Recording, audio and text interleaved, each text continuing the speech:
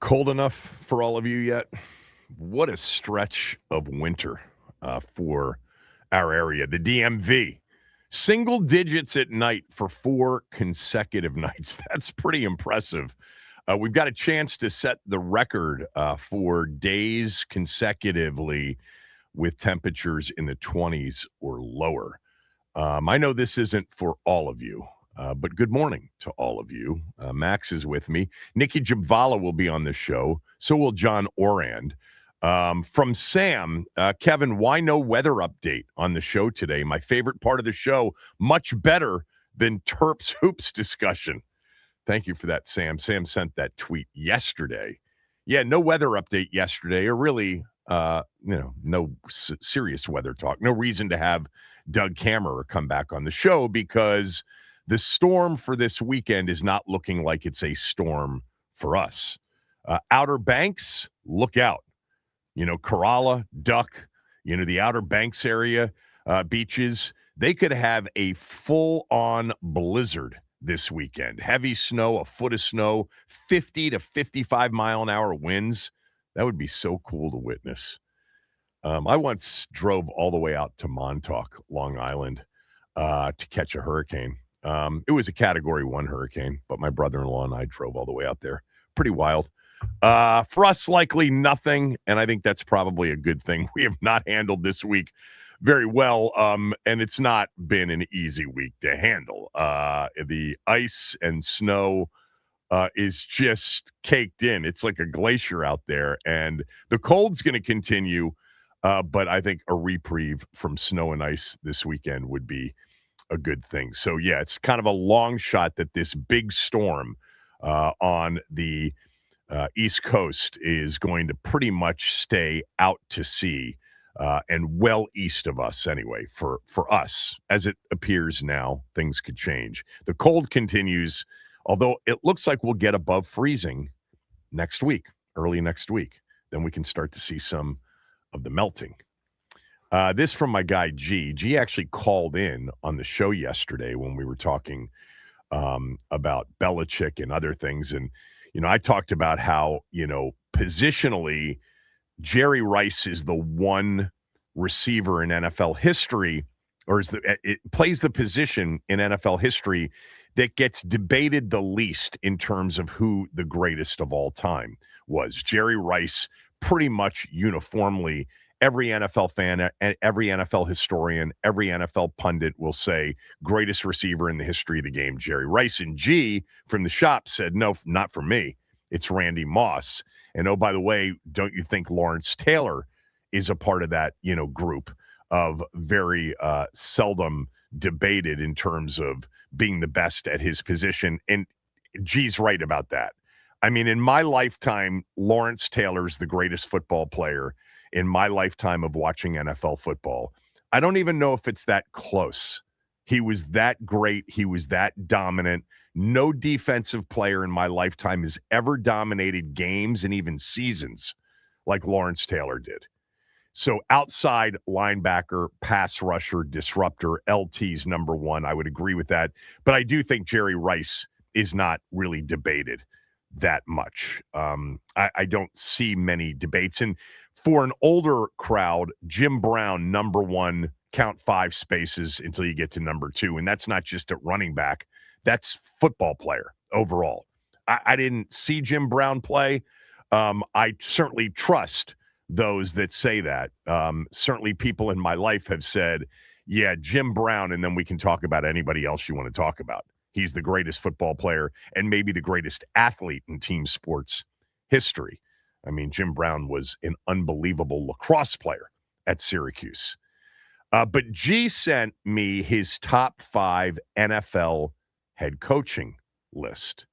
And this is what I want to talk about in the wake of the Belichick news. And, did we take calls on Belichick yesterday? I forget. Did, briefly. We did.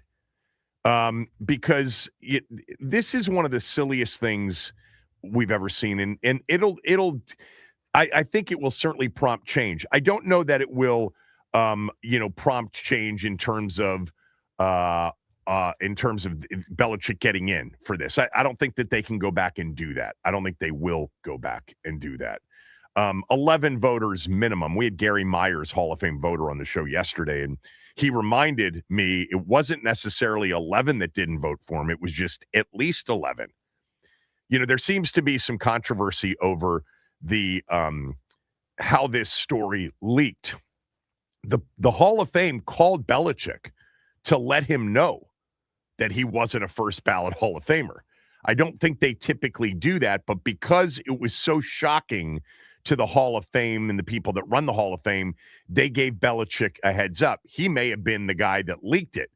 But then we had, every voter who voted yes, and they're allowed to do this, I believe, but they started to disclose their specific vote. And then we got the stories about Bill Polian being an influencer on people to say he should pay for Spygate, he should pay for Deflategate, he shouldn't go into the Hall of Fame as a first ballot guy. He totally denies that, Bill Polian does. And then Bill Polian promptly said that he forgot how he actually voted, if he voted yes or no on Belichick. This is across the board, not debatable.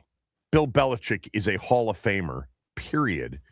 And because you know that so definitively, and his name appears on the ballot in front of you as a voter, you have to check yes. It doesn't matter about your personal feelings. Adam Schefter said this morning on the Greenberg show, Get Up, he said that it's in his opinion, based on the people that he has talked to, he does not think it has anything to do with Spygate or Deflategate. He thinks it's media members who are Hall of Fame voters who have an axe to grind because they didn't like the way Belichick treated them. That was why T.O. didn't get in for a while. Chris Carter had some issues as well. Now, those were more personal issues and, transgressions off the field, et cetera. But for T.O., the way he treated the media, they did not vote him in as a first ballot Hall of Famer, and he should have been. But those are like, conversations that pale in comparison to Bill Belichick. 9 Super Bowl appearances, 6 Super Bowl wins. I mean, 2 more Super Bowl wins than Chuck Noll, 3 more appearances than anybody else. Like, it's absurd. 3rd most wins in NFL history. I see it get reported that it's the 2nd most. For some reason, people don't count Hallis's wins because at times he was owner coach, not just coach. But if you look at Pro Football Reference and you look at the coaching records, coaching totals, in terms of wins, Don Shula is number 1 with 328 wins. George Halas is number 2 with 318, and Bill Belichick is number 3 with 302. Now, there's a big difference between those 3. Belichick coached 29 years, Halas 40. And I know in many of those years, all of them, he was the owner as well. Shula coached 4 more years. So he had 26 more wins in 4 more seasons. So Belichick, had he coached longer, would have ultimately become the all-time winner in terms of games. But his playoff, and championship resume is unquestioned. And it's not like anybody feels like, Belichick wasn't significantly responsible for his own success. I mean, I know that there is a debate. Was it more Brady? Was it more Belichick? Gary Myers wrote a book about that. He was on with us yesterday, and he gives more weight to Brady than to Belichick. But he voted yes to Belichick because, of course, Belichick is a Hall of Fame coach. Nothing says first ballot when it comes to coaches more than Belichick. Schefter made the point, and he emphasized it this morning. And with Schefter, when he says something and he emphasizes it, that people are telling him this, and perhaps even, voters, that it was much more about personal pettiness and axe to grind because of the way they were treated by Belichick more than it was about Spygate and Deflategate. Schefter made the point, the problem with doing this to somehow personally take it upon yourself as a Hall of Fame voter to punish Belichick and to say, hey, you're not getting in first ballot. You can wait a year for the way you treated us, is that you put a lot of other guys on another 1-year hold, because guys like Tom Coughlin and Mike Shanahan and Mike Holmgren are all thinking eventually they will get into the Hall of Fame, but it's only one coach per year. You know, it's that senior committee where you can get up to 5, 3 players who are no longer eligible for the current player list. And then you've got, owner/contributor and a coach. And the coach this year was obviously Belichick, who was the finalist. And everybody just assumed he'd get 50 out of 50 votes to be in. And then next year you can come back to, will it be Shanahan? Will it be Coughlin? Will it be Holmgren? So you put, those guys on a 1-year wait. I said it yesterday. To me, it's like, this is like one of those things, it's so obvious. And if you go down the path of deciding personally are going to strike out and you're going to, levy your own, punishment and then penance for Bill Belichick to wait a year, you aren't taking the job seriously, because no one in their right mind, and you'd have to be out of your right mind, can look at Bill Belichick on a ballot and say he's not a Hall of Famer. And that's what they did.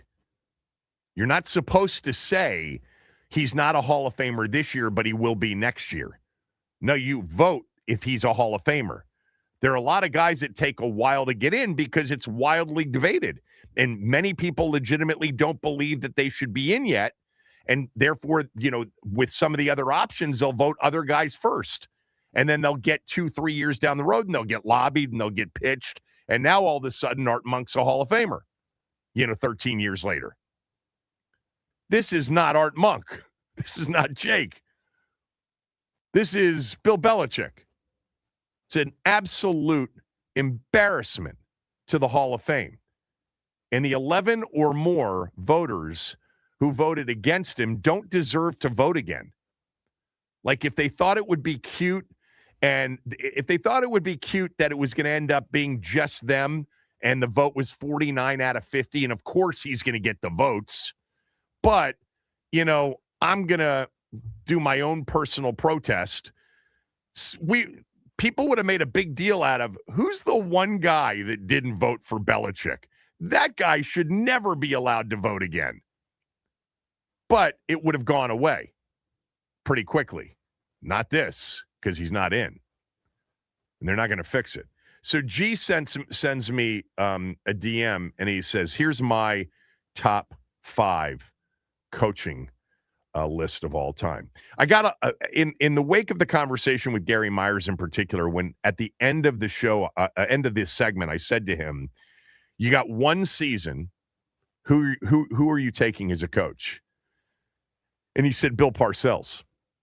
Now, he covered the Giants forever in New York. He wrote a book about the 86 Giants.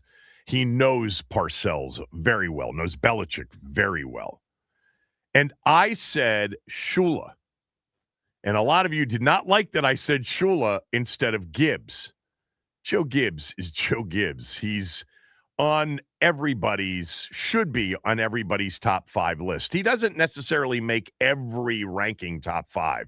I've seen Joe, somewhere between 6 and 8, 6 and 9 before. I've seen Joe as high as, 3 or 4. Joe's not usually in the ranking of all-time greatest coaches, number 1 or number 2 or number 3. Walsh gets consistently rated ahead of him. Shula gets consistently rated ahead of him. And now Belichick, consistently gets rated ahead of him. I've seen Paul Brown rated consistently ahead of him. Some people believe Paul Brown's the greatest coach of all time and the most innovative coach of all time. But G went as follows.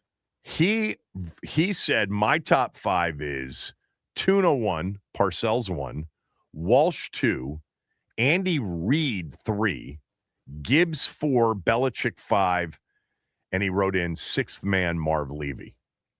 Marv Levy was a really good coach, 0 for 4 in the Super Bowl, like Bud Grant was in Minnesota. But I've got my list, all right? And really what I want to ask from all of you, and we'll just do this because it's apropos of the Belichick news and the conversations about the greatest coaches of all time. But I want you to think in terms of the way I posed the question to Gary Myers yesterday and the way I think G from the shop heard it. And that is, you got one season, and let's just call it you've got good talent, but not elite talent. You've got good NFL talent because coaches have certainly won a lot of games with elite talent. Good talent, good health, not elite talent. Who are you picking for one season to coach your team? I said Shula yesterday, and the reason I said Shula is for me, and it's funny because Gary sent me a note and said, hey, I was sorry that I had to bolt quickly, but I had another radio hit at 12, I think he said 12:20 or whatever. But he said, what did you think of me saying Parcells? And I said, I don't think you're alone in that. I think other people would pick Parcells for a year. And he said, who would you take? And I said, Shula. And he said, I would never take Shula because Shula couldn't get it done with Marino. And I understand that argument. But I think when you look at Don Shula's entire career, first of all, he did win 2 Super Bowls. He won those 2 Super Bowls with Bob Greasy as his quarterback. Earl Morrall was the quarterback when Bob Greasy got hurt during the 72 season, but Greasy came in and quarterbacked the Super Bowl 7, and the AFC Championship game that year as well. And he got to 2 others. He got to Super Bowl 3 with the Colts as the Colts coach and lost, one of the biggest upsets in the history of sports, the Jets in Namath winning Super Bowl 3. And then he lost to the unbelievable 84 Niners in the Super Bowl with Marino. And that was the only Super Bowl that he got to with Marino. By the way, I'm forgetting, of course, he lost 3 Super Bowls. He lost the Palo Alto Super Bowl with Marino against the 49ers, the one with the Colts, but of course, Super Bowl 17 with David Woodley at quarterback. And that's where I look at, Shula. Shula got more out of less, which to me is the sign of a great coach, more than anybody else did. Gibbs is on that list, though, on that short list of not always having the best talent, but producing unbelievable results and always being able to take whatever he has and then develop how we're going to play around the talent that he had. Joe Gibbs was not a system coach. Joe Gibbs was not, this is my system, let's find the guys to fit the system. He was like Bobby Beathard and Charlie Casserly, go get me the best players, and I'll figure out how to win with them. And sometimes with Joe Gibbs, it would take a half a season. But, man, when you got to December and January, he had figured it all out, and they were playing their best ball. I'm not sure there's ever been a better coach late in the season in terms of getting a team to play its best at the end of the year than Joe Jackson Gibbs. But Shula did it with he took David Woodley. Dude could not play quarterback to a Super Bowl. Greasy is a Hall of Famer, but they went 14-0, 17-0 ultimately in 72 with an old man, Earl Morrall, at I think he was 35, 36 years old, quarterbacking a lot of those games. Morrall was 38, He started 9 of the 14 games. A 38-year-old quarterback in 72 won 9 of the 14 when they went undefeated.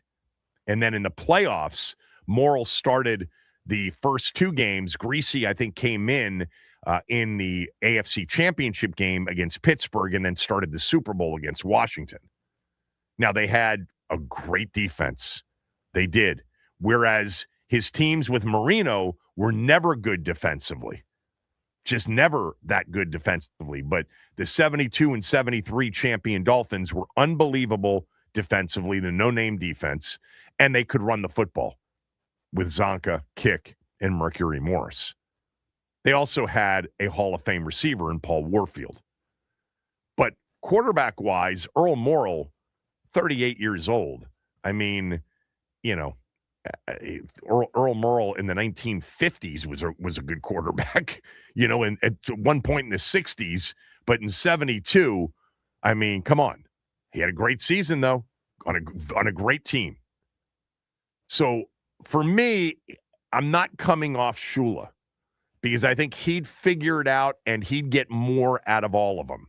It's one of the reasons he won 328 games.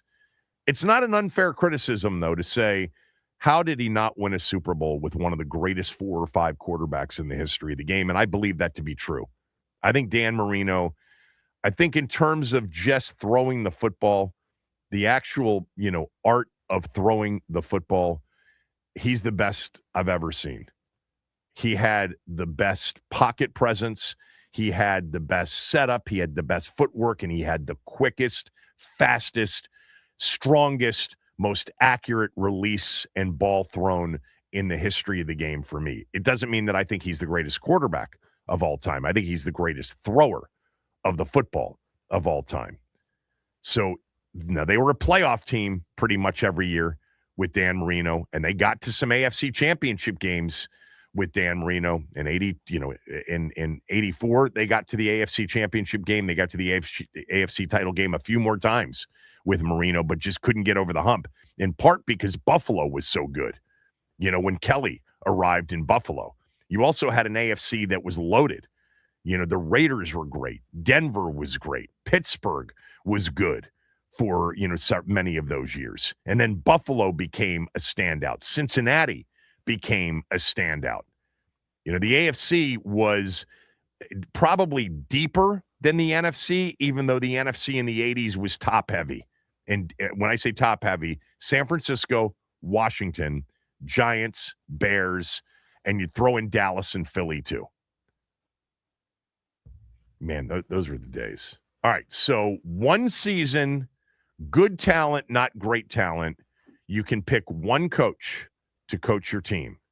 Who is it? 301-230-0980. I'll tell you who my number 2 and number 3 are when we come back. 301-230-0980. Kevin Sheehan Show, the Team 980 and the team980.com.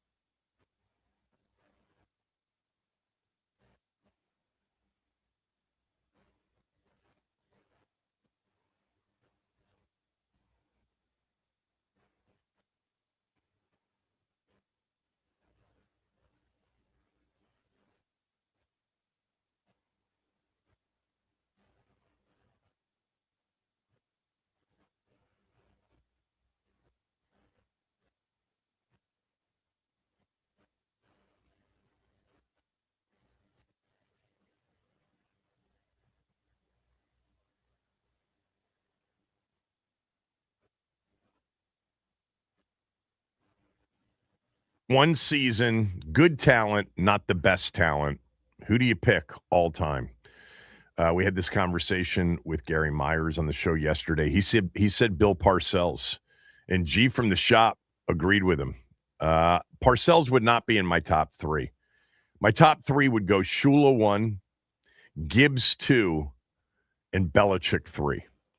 I think all three of those coaches adapted to what they had, figured it out, and designed a season around the players that they had. They also were three incredible leaders and culture guys. There was always a culture around them. There was a feeling of you've entered into the world of the Miami Dolphins culture, the Washington Redskins culture, the New England Patriots way, etc. There are others that certainly I would consider, and I did. Parcells is one, Walsh is two. My biggest thing with Walsh, as much as of an innovator as he was, and he's one of the all-time great innovators, Joe Montana, Steve Young. I mean, the talent that they had at quarterback, and then you look at, Jerry Rice wasn't there for the first one. Let's keep that in mind. When they won in 81 and they beat the Bengals, and they came out of nowhere and they won the championship game against the Cowboys with the catch, the Dwight Clark catch. He was not a part of those 81 49ers. But Bill Walsh always had exceptional talent. Lombardi, obviously, exceptional talent. And a different league where you only had to win one playoff game, and then you were in the NFL championship game. Now, eventually, the third game was the Super Bowl for Lombardi's last two, titles. The NFL championship was still a big deal when he beat the Cowboys twice in 66 and 67 before Super Bowl I and Super Bowl II.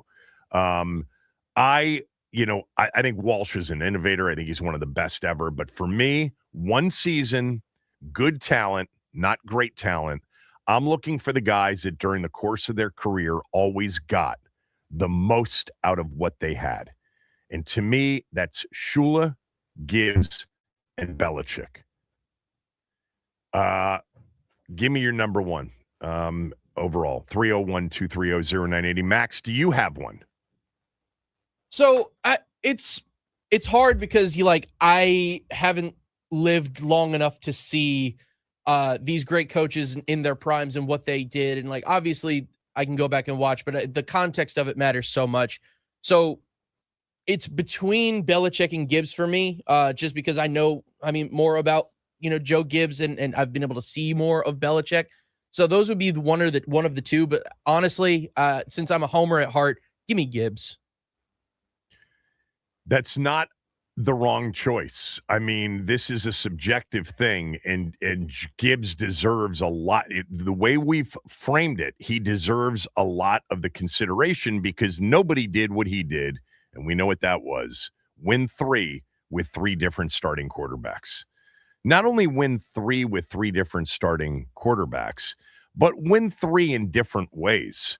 The 82 Skins, strike shortened season, they're a run-first team. They are a lean on the Hogs and Riggo team. They were a good defensive team, not a great defensive team. The 83 Skins, by the way, who didn't win the title, maybe the best offensive team Washington's ever had. A defense that wasn't very good, but was opportunistic. The Bears' defensive this year, similar, although nobody has ever been plus 43 in the turnover margin. Washington's Pearl Harbor crew created a lot of turnovers, even though they got lit up as well.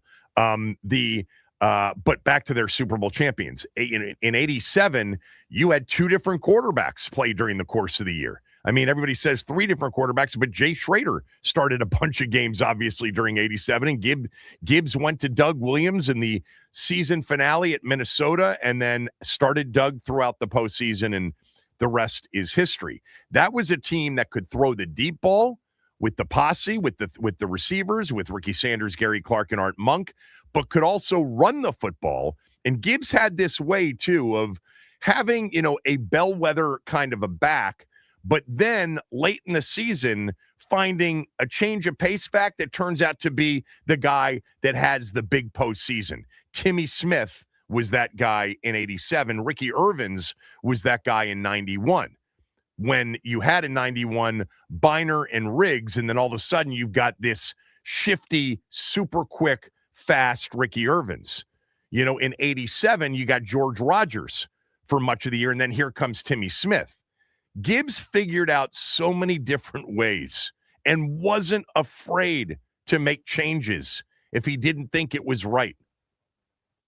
His brilliance is sometimes underrated by NFL fans because the 3 Super Bowls, 2 of them were during strike-impacted seasons. 82 was a 9-game season. 87 was a replacement season, 3 games with replacement players. Washington's replacement players went 3-0, you know, against the Cardinals, the Giants, and then, of course, some of the Dallas Cowboys starters on a Monday night with, you know, Ed Rubert starting, but Tony Robinson coming in. And then 91 was the Super Bowl in which they won with a full NFL season without any disruptions. So some of, you know, their accomplishments get underrated. I've always felt like it's actually doing them a disservice to short them on their 2 strike season wins because they had to stick together. It was a team. Remember, Washington stuck together in 82. Nobody broke the lines. Nobody crossed lines like the Cowboys players did. In 87, how great of a job did Bobby Beathard and Charlie Casserly and Joe Gibbs do in fielding a replacement team that went 3-0 and then beat a team without, you know, mostly replacement players, the Cowboys with Danny White and Tony Dorsett and Randy White playing in that game. I mean, that's brilliance from a roster management, from an organizational standpoint. But the 91 Skins were deep ball, look out. The ball's going all over the field. Mark Rippon's going to throw 6 touchdown passes in a regular season game against Atlanta and for 400 yards multiple times. And, oh, by the way, we're coming back with Biner and Irvins and Riggs on the ground behind the Hogs, which was a different set of Hogs. I mean, Jake and Grimm and Bostic were still there, but the Hogs weren't even consistent through that run.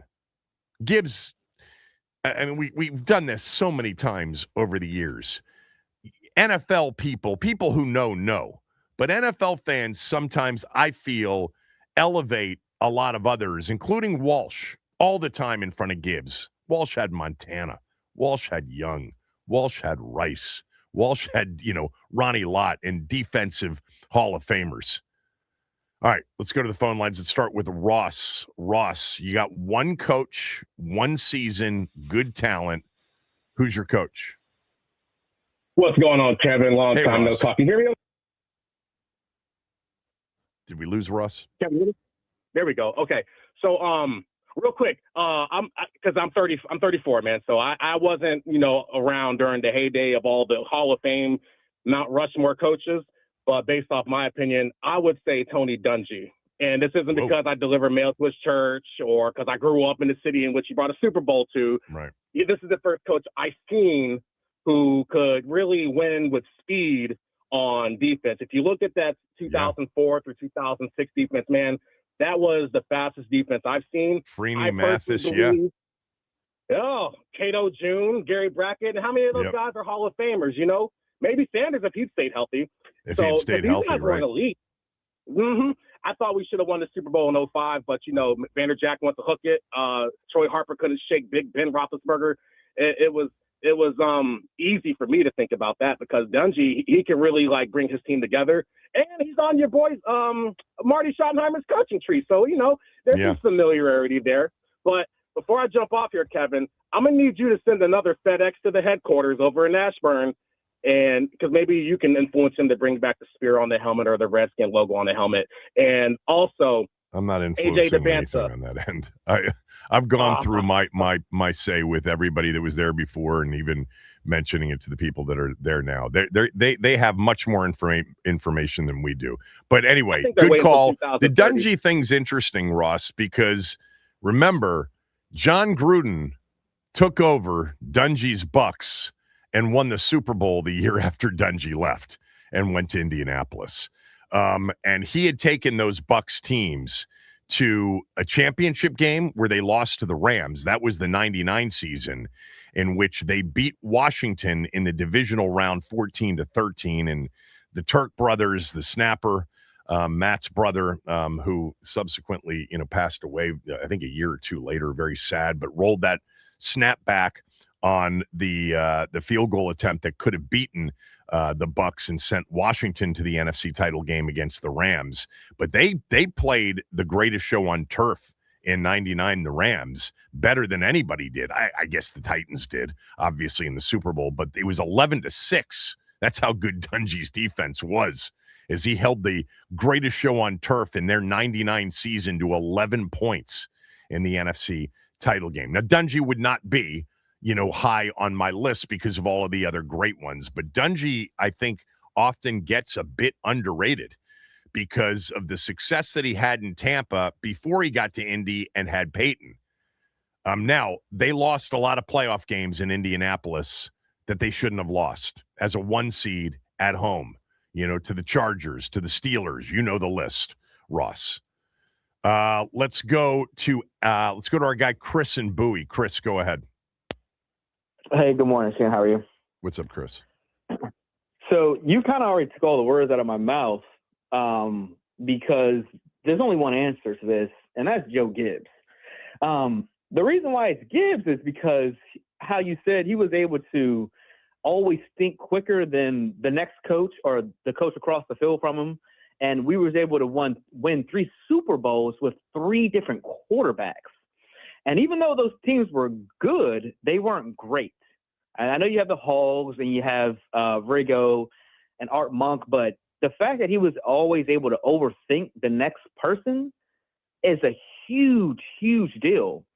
And the reason why it's really big is because when you look at the NFL in the last 10 or 15 years, all it's about is who your quarterback is and throw it, right? Versus let me see how I can do it like Gibbs. Other coaches nowadays don't think like that. Shula was the same way because he had a lot of different teams. Yes, when he had Marino and the Marx brothers, they aired it out. They didn't have a great running game. They never had a great defense, on those teams with Marino. He had great defenses in the early 70s when he won the titles. But Shula was similar in that way. And I think Belichick is similar in that way. I mean, how many times during the Bill Belichick years did we say New England's going to win a game in a lot of different ways? It's going to depend on what the other team does. They can win it running the football. They can win it throwing the football. They can win it being balanced. They can win it being unbalanced. But, man, when you talk about a sound, smart, disciplined team, all 3 of those coaches always had that.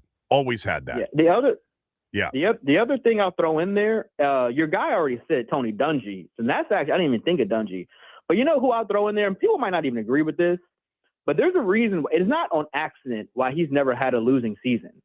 That guy, Mike Tomlin, he's not going to be in your top 3 or top 5. Yeah, he wouldn't be for me. He wouldn't be. I understand that, right? Yeah. But there's a specific reason that he was never had a bad season. Because he was an excellent coach. He was an excellent coach with an unbelievable culture, within an incredible organizational culture. But he's not, for me, in the conversation with the guys that we're talking about. But thanks, Chris. Appreciate it. Let's go to Ian. Ian, go ahead. By your criteria and logic, I would say Joe Gibbs. It's very simple. 3 Super Bowls with 3 different quarterbacks, none of which are Hall of Famers. There's not a single NFL Hall of Fame coach that can say that. Yeah. And look, of course, Bill Belichick is a Hall of Famer, but I will take the position that it is petty. It is beneath the Hall of Fame, but this is what they do. When you have that type of system where there is influence and conversation and personal feelings, that does happen. And the one thing that is really hard to reconcile with Belichick is he's had 11 seasons, if you include the Matt Castle season, without Brady. He has a 1-2 playoff record, and he has a 44% winning percentage. That's a large sample size. Yeah. To He also ignore. he also, with Mac Jones got to the playoffs in Cleveland. He got to the playoffs with a terrible overall football team. But I hear you. We're all going to look at what happened when Brady left and his record. But I take that into consideration. But then I also take into consideration the rest of the career and how many times he did it. And you already pointed out they went 11-5 without Brady one season and didn't get to the postseason, which is crazy. And what was that, 07, 08, whatever it was. I agree. And look, he's a Hall of Famer. He will be in next year. Yeah. But again, you would have voted no, wouldn't you have? No, I would have voted yes. Okay. Yeah, I would have voted yes. But again, like these things, there's a personal component to these things. And I think there's some sports karma for the way he treated people. And the thing with Spygate is they gave him a warning once and he did it again. So that is very difficult to reconcile when someone's like, hey, you're cheating, don't do it. Give you a warning. And you're like, watch this, I'm going to double down. And remember, it was Mangini and his own staff that kind of turned against him.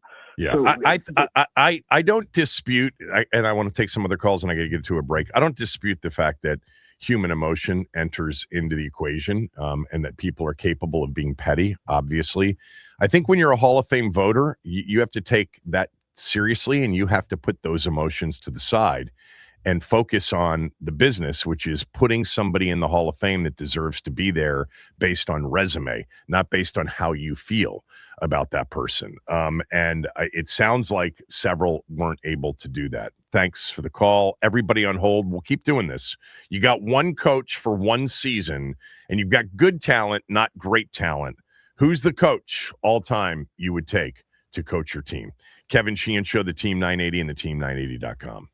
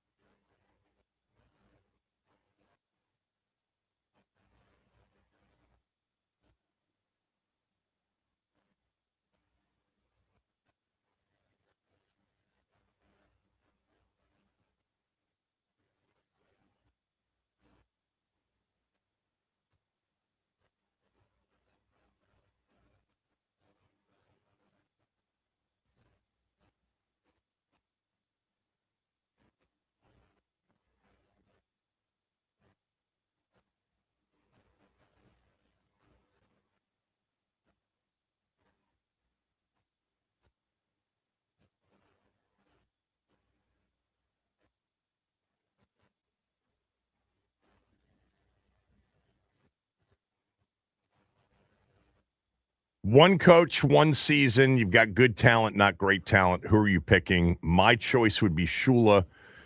Gibbs is close, and so is Belichick. But those are the three that I've always considered to be the guys that would figure it out, that didn't need the best talent to win. Don Shula went to a Super Bowl with David Woodley at quarterback. He had a perfect season in 72 with Earl Morrall at 38 years old, quarterbacking much of it with Bob Greasy hurt. Bill Belichick, yes, had Brady for all of those years. Also took a Cleveland team that had nothing in 94 to the postseason. Mac Jones to a playoff appearance in his rookie season, and Matt Castle to an 11-5 regular season record without Brady. They just didn't make the playoffs that year because the AFC was so loaded. 301-230-0980. One coach, one season, good talent, not great talent. Who are you choosing? Let's go to our guy Robert in Annapolis. Well, good morning. Every year, 32 teams vie for a Super Bowl trophy, and it's called the Vince Lombardi Trophy. Not Yes, the Bill it is. Parcells Trophy, or the Don Shula Trophy, or the Joe Gibbs Trophy, or the Kevin Sheehan Trophy. It's a Vince Lombardi Trophy. Now, I precede many of your other callers, so I was around back then.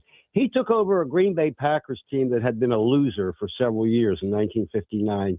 In 2 years, he took the same players to a championship, barely lost to the Eagles, and then he won 5 over the next 7 years. Now, granted, the field was smaller, the playoffs were more limited, but those players, many of whom made the Hall of Fame, are in the Hall of Fame because they were coached by Vince Lombardi, not because they were superior, talented players. There are a lot of Hall of Famers on those teams. But they are Bart Starr, it was not a naturally gifted Hall of Fame caliber quarterback. You're right. Those Paul players, Hornung was pretty gifted. Yes, he was. Paul Hornung was. Paul Robinson Hornung was pretty gifted. Had a lot of Nitschke was pretty Willie good. Davis, Ray Nitschke, they were all talented, Kevin, but they had not been winners until he got there, and he molded them into a team. Now, obviously, that was a different era, no free agency, all that stuff. But it's the Vince Lombardi Trophy. And football. One season. Look, I can't. It's hard to snap back at that. Other than to say, look, 5 championships in 7 years, lost in 60 to the Eagles. I know that at Franklin Field, right? Am I right about that, Robert? Yep. Yeah.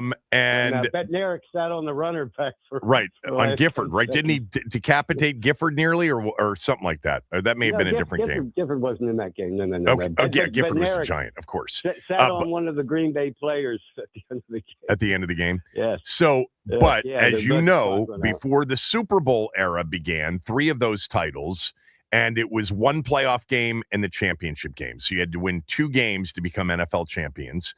And then, in the Super Bowl era for them, Super Bowls 1 and 2, 1 playoff game, championship game, and then the Super Bowl. And the Super Bowl, in Super Bowl 1, I don't remember this, but maybe you do, maybe you don't. Super Bowl 1 and Super Bowl 2, the Super Bowl really wasn't the Super Bowl yet, and it was anticlimactic. It was, we're playing that thing called the AFL, the NFL championship game, and their wins over the Cowboys in 66 and, of course, in the Ice Bowl in 67 were more significant to the Packers and Packer fans. But, in the moment, I'm guessing.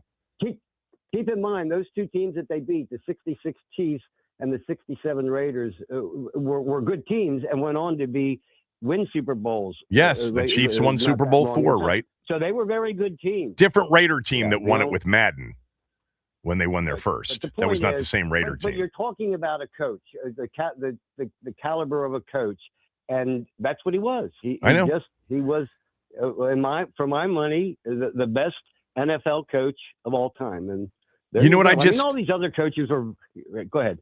I just discovered something. So in 66, they only played 1 playoff game, the NFL championship game in Dallas against the Cowboys, won that, and then beat the Chiefs in Super Bowl 1. The next year, they had to play 2 playoff games. They had to play, they beat the Rams and then the Cowboys. So it's even fewer than I thought it was in terms. The NFL championship years, there wasn't even a playoff game for them before. It was one game. They didn't go to divisional format until 67. But, you can use that same argument in all the sports. So the Celtics championships way back when and those types of I things. agree. But that's what the system was. That's what so we're just Look, talking one about of the knocks coach. against We're not talking Belichick. about his system. One of the knocks against sorry? Belichick and even Brady is that the division they were in for all of those years was horrendous. The other three teams weren't good. They were easily able to win their division and therefore end up playing primarily at home in the postseason. Well, They had to play Belichick and Brady twice a year. By the way, let me close out with this. Shula actually was a great coach. He's one of my favorite coaches, obviously. But he did have some good defensive teams with the Killer Bees in the 1980s. So it wasn't that he never had any good defense. Well, the Killer Bees played against Washington in Super Bowl 17, but some of those teams that Marino had were not great defensive teams. They were involved in a lot of shootouts. No, and remember this, Robert, they couldn't run the football. They never had a really good back. It was Marino and Duper and Clayton primarily. And then others would come around. I mean, they weren't there forever. Marino made a lot of other receivers a lot of money as well. But you'd agree that Shula's Super Bowl teams were defensive led. The 72 and 73 Dolphins were unbelievable defensive teams. Well, so was a 68 team that unfortunately lost in the Jets. Lost to the Jets. They had the best defense in football. He was a defensive coach. He was a defensive back guy. But anyhow, But Shula had longevity too, and you can't shortchange that. Lombardi did not have longevity. By the way, he also took the Washington Redskins in 1969. That was a bad team, and they had a winning season. There you go. All right, partner. Thanks. His first and only season, the 1969 Washington Redskins, who had not won or had a winning season in forever. And they went 7-5-2. And I've talked to Sonny about this so many times over the years. They were poised, had Lombardi lived, to make a run, to be a significant, contender in the NFL. 69, Sonny, those guys, and Sonny's the one, and Huff also. But Sonny's experience with Vince Lombardi, to hear him talk about that 1 year compared to all of the other years, it was obviously incredibly profound on his professional and personal life, but they missed out. And Washington fans missed out on, if Lombardi lives, and he died at 57 years old, I think it was, from cancer, Georgetown Hospital. But if he lives, Washington goes on to be a contender. And you know what? We probably never get George Allen 2 years after his death, or a year really after his death. They had the 1 year of Bill Austin in between, and then it was George Allen. Just like if Washington held on to a 13-point lead in the final 2.5 minutes at Dallas in 79, we probably never get Joe Gibbs. So two of the greatest coaches in Skins history almost didn't happen. Mark and Largo. Mark, actually, we got to take a break. You guys stay on hold. We'll do this one more segment. The lines are packed. You get one coach, one season, good talent, not great talent. Who's your coach all time? Nobody has said Belichick yet. 301-230-0980. Kevin Sheehan Show on the Team 980 and the team980.com.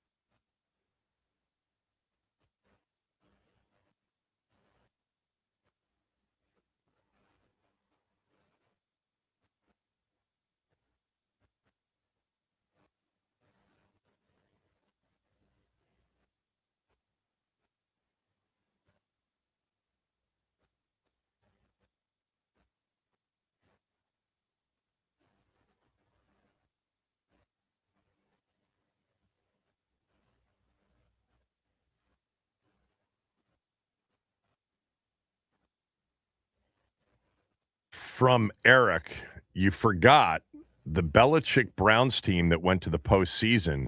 Vinny Testaverde was the starter, and Mark Rippon won a few games for Belichick that year.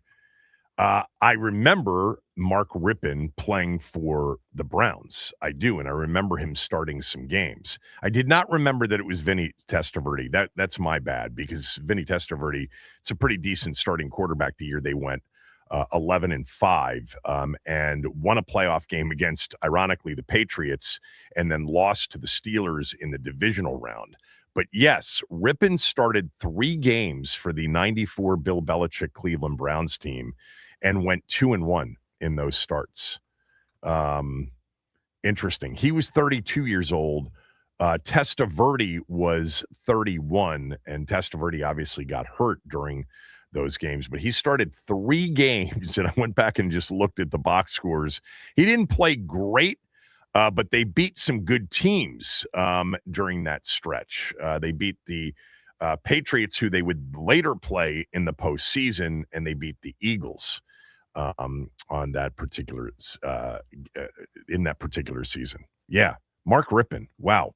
I mean, Mark Rippon, after leaving Washington in 93, played 94 in Cleveland, played 11 games and started 3 for the St. Louis Rams in 95, then was in Philadelphia as a backup, and then back to St. Louis as a backup. And then 2001, after being retired for 3 seasons, came back as a backup quarterback for the Indianapolis Colts in 2001.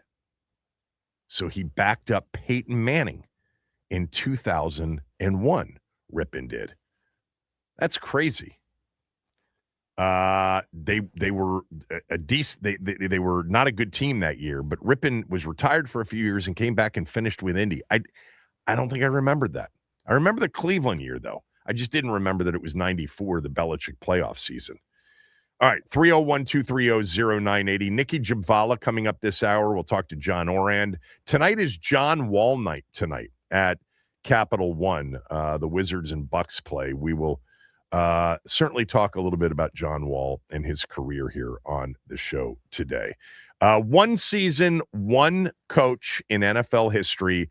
You've got good talent. You don't have the best talent. I would say Shula, followed by Gibbs and Belichick. Who's your number 1? Let's go to our guy, Samaj. Samaj, thanks for holding. Go ahead. Hey, absolutely. Good morning, Coach. Thanks for taking my call, Max, as always. Kevin, just give me a couple seconds on this, because I'm gonna give you a quick 5. My 1A and 1B, Tune and Lombardi. I'm going Tune and Lombardi, 1A, 1B. Got to go with Coach Gibbs, flat out number 2. I'm going with Madden at 3. I'm going with Shula with a caveat. Shula in his prime at 4. And number 5, I'm going with Coach Belichick. That's my top 5, man.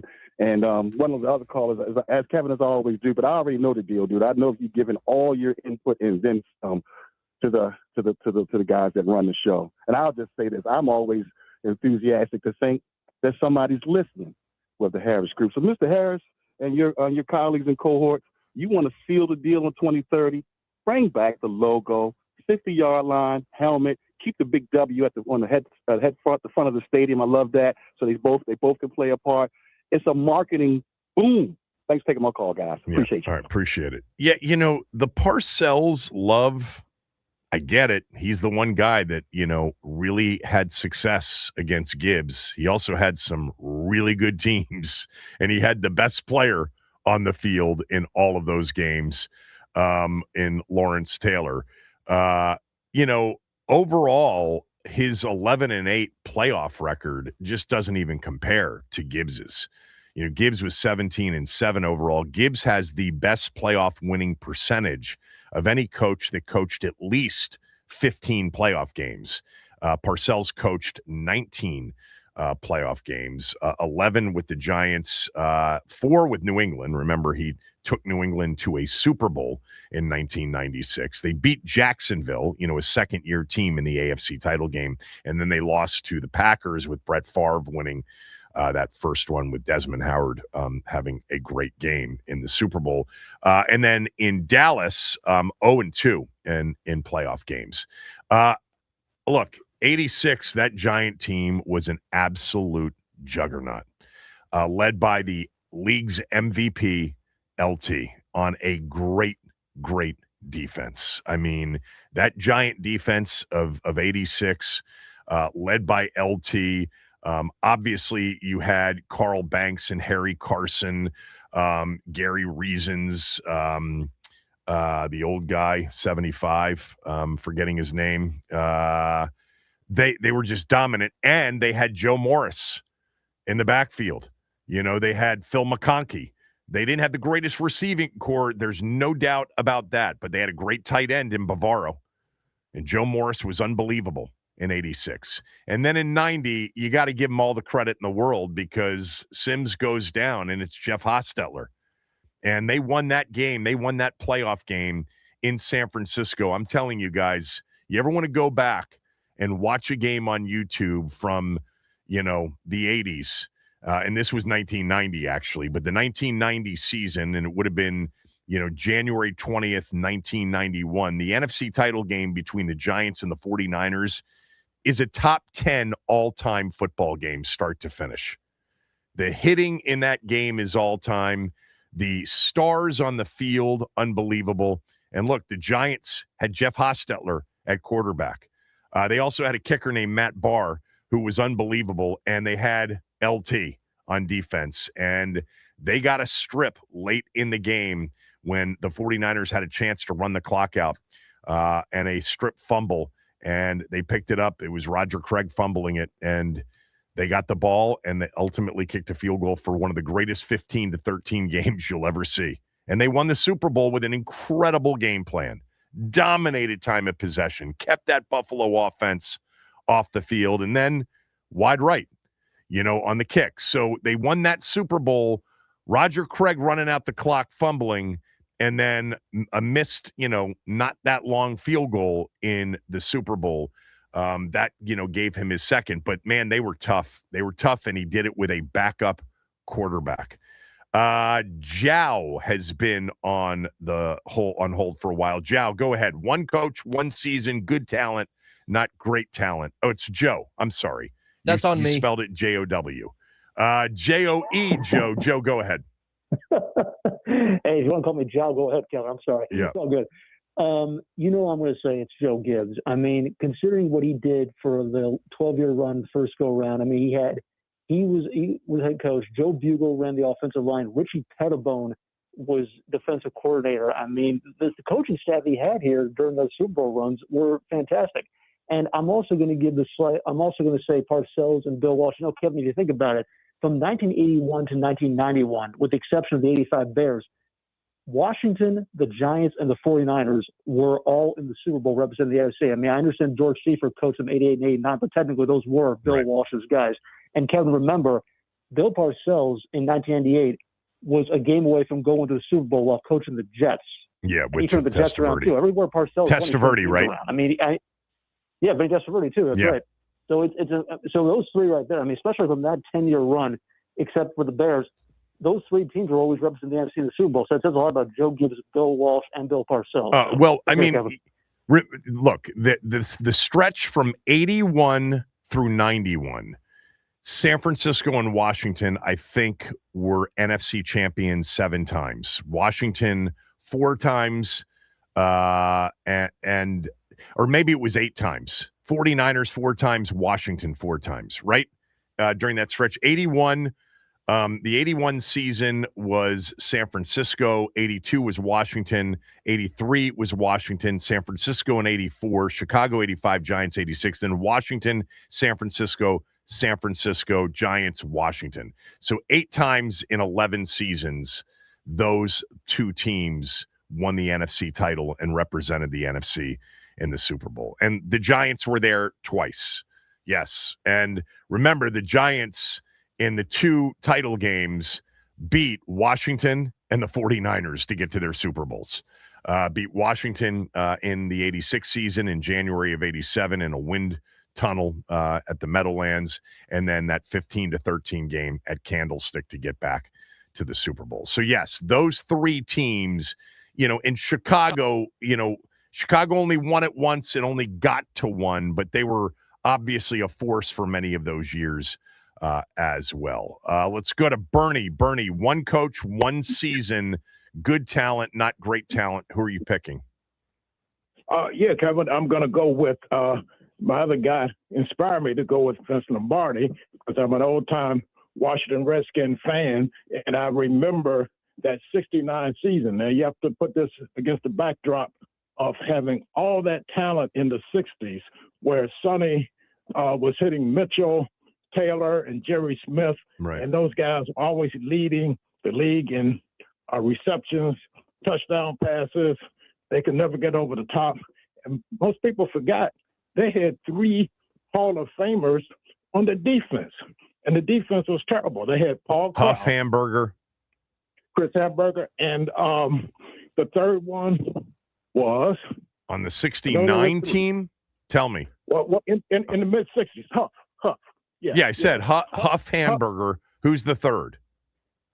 Paul Krause. Paul Krause, of course, even though much of his career was in Minnesota. Yeah. Right. That first 67, I think, is when he went to Minnesota. But much of that mid 60s team, they had great talent on both sides of the ball. Right. Couldn't get over the top. So I have to give it to Lombardi. And here's a funny story. When I was a teenager during the 60s, and we used to laugh how Sonny was so efficient with this belly hanging over his belt. He was a notorious drinker. And I remember somebody asked him, "Hey, man, how come you're not in shape?" And he said, "Hey, look, I don't throw the ball with my stomach. I throw it with my arm."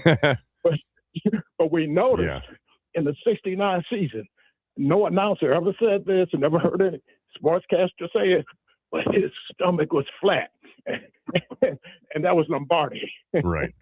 Got him in one shape. of the things, and I just looked it up because what you said was really interesting, and I never thought about this. As bad as the 60s Redskins defenses were, because they were, losing games 45-42 with Sonny throwing to 2 Hall of Famers and Charlie Taylor and Bobby Mitchell, and then an incredible pass-catching tight end in Sonny Jurgensen, that they had 3 future Hall of Famers on defense. That's interesting, but Huff wasn't on the 67 team. It doesn't look like. Well, Huff came in 64 because remember he was traded. Well, why did he not? Was he hurt in 67? Maybe he was. Yeah, you know what? He missed a lot of games in 67. So, he was there with Hamburger and Krause. That was Krause's final year. Correct, and he was there when Lombardi got there. He was still exactly there. Came back to be on Lombardi's one team. Thank you so much. Really good call. Appreciate it. Let's go to Mark in Largo. Mark, one coach, one season, good talent, not great talent. Who are you choosing? It's funny. At first, I said Belichick, and I was agreeing with Max. One coach, one this. But then I thought about how Belichick was after post Brady wasn't good. I think you have to go with Gibbs, and I think the playoff record alone sells me, because Joe Gibbs won 2 Super Bowls. You could honestly say with guys who you could say are better than what Bill Parcells had. Joe Theismann was a much better quarterback than Phil Simms. And I would say Doug Williams was a better quarterback than Jeff Hostetler. But that third Super Bowl, Mark Rippon may be the worst quarterback next to Trent Dilfer to win a Super Bowl with the talent that they had in 91. But Kevin, I was thinking, man, you brought up something else, an Achilles heel. I don't know about for you, but for me, I was 9 years old when this happened. December 16th, 1979 is the most painful loss number one for me. The Redskins ever had when they lost to Dallas. Yep. That was number one for you too? No doubt. It's the most devastated I've ever been after a Skins loss. Oh my ever. God. Kevin, I thought that team, honestly, was better than the 82 team. I thought the 79 team was peaking. The 79 team would have been the 1 seed had they held on to that lead. They would have been favored to go to the Super Bowl. Devastating. You went from in like 15 minutes of real time, the 1 seed to completely out of the playoffs. It's the most shocking, stunning, and most devastating loss as a fan for me ever. Now, I will tell you, Maryland losing to NC State in the 74 ACC tournament, I was much younger, was devastating. And Maryland losing to Michigan State in the round of 2 when Gravis Vasquez went off and they lost at the buzzer, Corey Lucius, those were bad, but nothing like 79. Number 1 on the list of the most painful losses for me ever as a fan. That's the only game I cried for them after the game. My father was literally, he couldn't control me. He was literally on the floor trying to calm me down. I'm like literally cried for him. I said, I'm never going to cry for this team again. But that was the most painful loss I ever seen in my life. Seeing John Riggins run down that field like he did, I said, it's over. And I know you said the same thing too. So yeah, it's Joe Gibbs, man. I'm going to take exception with you to what you said about Rip. Rip was a good NFL quarterback. And he was a very good elite level deep thrower of the football. If you protected him, he threw the deep balls as well as anybody did during that time, maybe with the exception of Marino, and Elway.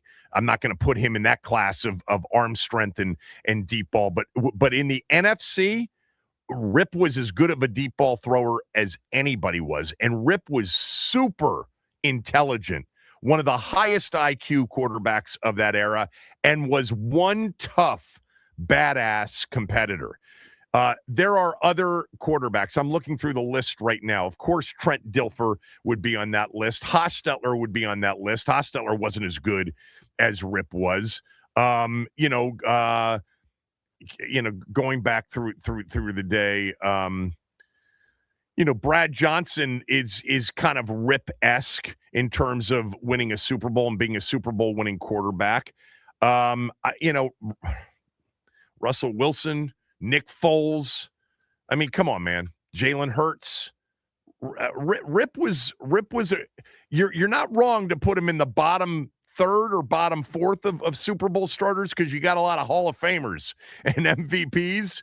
But Rip was a really good, high-level, intelligent quarterback. I don't think that, it's one of the reasons teams kept signing him after he was done here because of how smart and tough he was. But anyway, you picked Gibbs, right? Definitely Gibbs. Joe Gibbs, too. And I know you went with Shula, but I think Gibbs' playoff record, my God, I don't think that gets talked about enough, Kevin.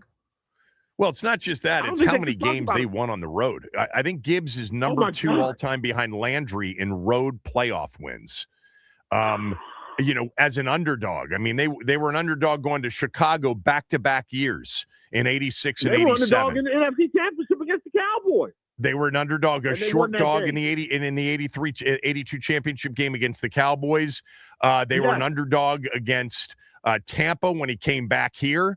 And he won on the road. They were an underdog against Minnesota in 92 when they won on the road. They were an underdog against Philadelphia in 90 when they won on the road. Yeah, I mean, underdog both years against the Bears in 86 and 87. So look. 86, 87, 2 road playoff wins, 90 in Philly in the wild card round underdog, 92 at Minnesota, and then 2005 at Tampa. He's got 5 of his 17 wins were on the road as a big dog. Let's figure this out because they lost to the Giants on the road. They lost to the 49ers twice on the road. They lost to Seattle when he came back on the road. I think in straight road playoff games, not counting the Super Bowl, which is neutral field, he might have a winning record in road playoff games. Let me ask you something. I'll let you go. I'll go after this. Let me ask you this because I honestly think this. I think if the conditions were better, I think Washington beats New York in that NFC title game. I think that 86 team, talent-wise, now I don't think Jay Schrader was, but I think talent-wise, for some strange reason, was better than the 87 team. Do you agree with me on that?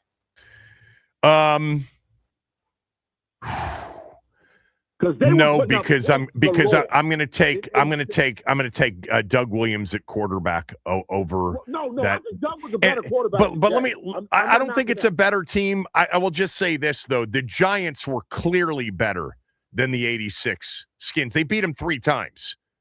Including for the NFC East title late in the season at RFK, where they dominated that game, if you recall. Dominated. That was the first time I've seen them get beat at RFK like that in my life. That's in a big spot. I mean, they lost to the Bears at RFK, remember, in '84 in the postseason. Yes, they did, but they didn't get beat up like they got beat up by the Giants. No, you're right. They lost you're to right. the Bears. They got beat up by the Giants. Yeah. They got beat up. Hey, Kev, always a pleasure, bro. All right, you too. All right, man. I'm just trying to figure out, does Gibbs have a winning record on the road in the postseason? I think he does. I think he is, or no, it's 5. Yeah, it's 5-4. 5-4 on the road in the postseason during his career.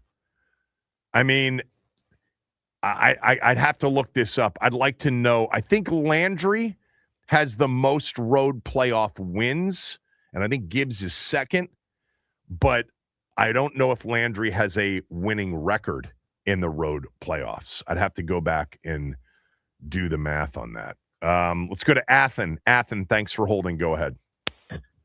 You know, I think Anthony Allen still owns the receiving record for all-time yards in a game. So, I mean, that's the 30-something year record. Yeah. I just think that Gibbs did so much more with so much less. And, you know, you look at it like Darrell Green's the only defensive player on all these teams, I think, that's in the Hall of Fame. And then you got Monk on the other side of the ball, even though Clark should be in there. Monk and Grimm should be in there. Monk, Grimm, and Riggo. Yeah, even and Jake should be in there too, but in politics. So, I mean, and the way that they beat the Dallas team on that Monday night when they had Tony Dorsett and Danny White and all those guys, I just think that he just always found a way to do more with less. And you look at our draft picks, a lot of guys were undrafted, a lot of guys were late-round picks. That's what it's all about, finding a way to do more with less. And I just think that Gibbs did it better than anyone in that era and in the current one. He just found a way to motivate guys and get the most out of them. Yeah, can't disagree with that. Let's get one more. Let's get Craig in here. Craig's been on hold. Craig, go ahead. One coach, one season, good talent, not great talent. Who are you picking? Well, it's an honor to speak with you, Mr. Sheehan. I always enjoy listening to you. I have to say Gibbs is definitely Gibbs. I would go with Gibbs every time. I would give an honorable mention to Bud Grant. I'm an old dog, and I remember watching him standing on the sidelines. He looked like a Viking. He's a leader of men. When you have men like Ron Yeri and Mick Tingelhoff sitting on the sidelines at Met Stadium in freezing temperatures with their shirt sleeves rolled up, that's a leader of men. So honorable mention to Bud Grant. Yeah, appreciate it. Good call. All right, John, finish it up for us. One coach, one season. Go ahead. Oh, Gibbs, by far. I mean, he did it, but those teams with no quarterbacks and stuff, not much talent. But you know, a lot of people said Walsh, I think, today, and I think about that. And you know, the 49ers, they had nobody in their division back then. They sat there basically at the end of the Rams were okay. The Rams were okay, well, but they didn't have Dallas and Philly and the Giants, no doubt. Exactly. NFC East, when 10-6 wouldn't even sniff a playoff, there was a 49ers sitting out there during the 80s, Kevin, with basically starting the season with 6 byes. I was going to say, only time I remember the Rams beating was when they had Eric Dickerson. And, you know, they were healthy, sitting there at home field advantage a lot of times. And, you know, we come out of the black and blue, whatever you want to call it, division over here.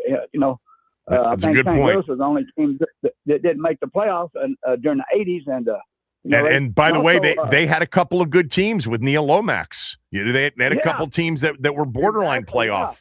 They played Washington at the end of the season for the division title at RFK in '84. I think it was Eric Coryell, wasn't it? Or what?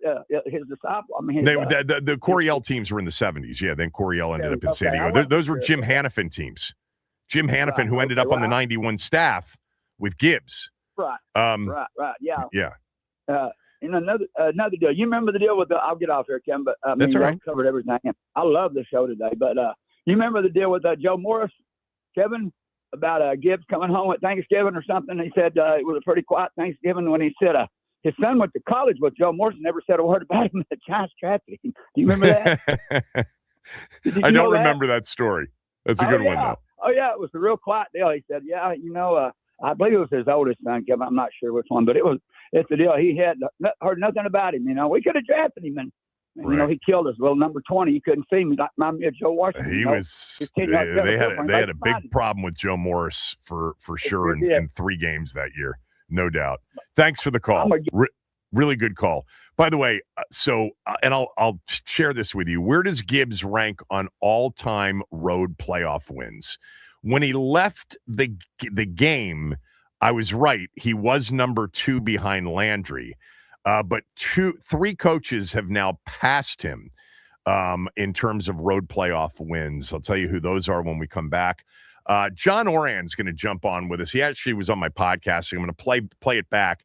Just about what the playoffs have done NFL ratings-wise, and will Al Michaels be back next year to call Thursday night games on Amazon? He had the answer to that. That's next.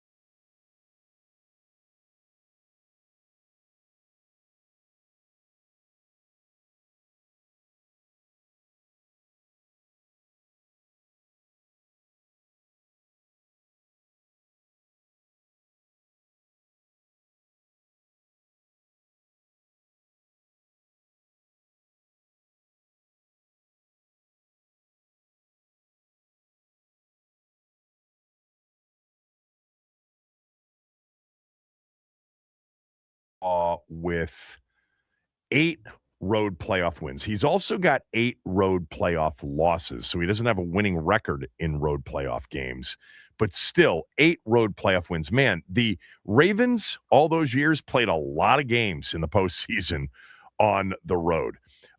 Tom Landry and Tom Coughlin each have 7 road playoff wins. Coughlin's got the best overall record as a road coach, both in Jacksonville and in New York. The year they went to that first Super Bowl in 2007, all of their playoff wins were their last 2 were on the road.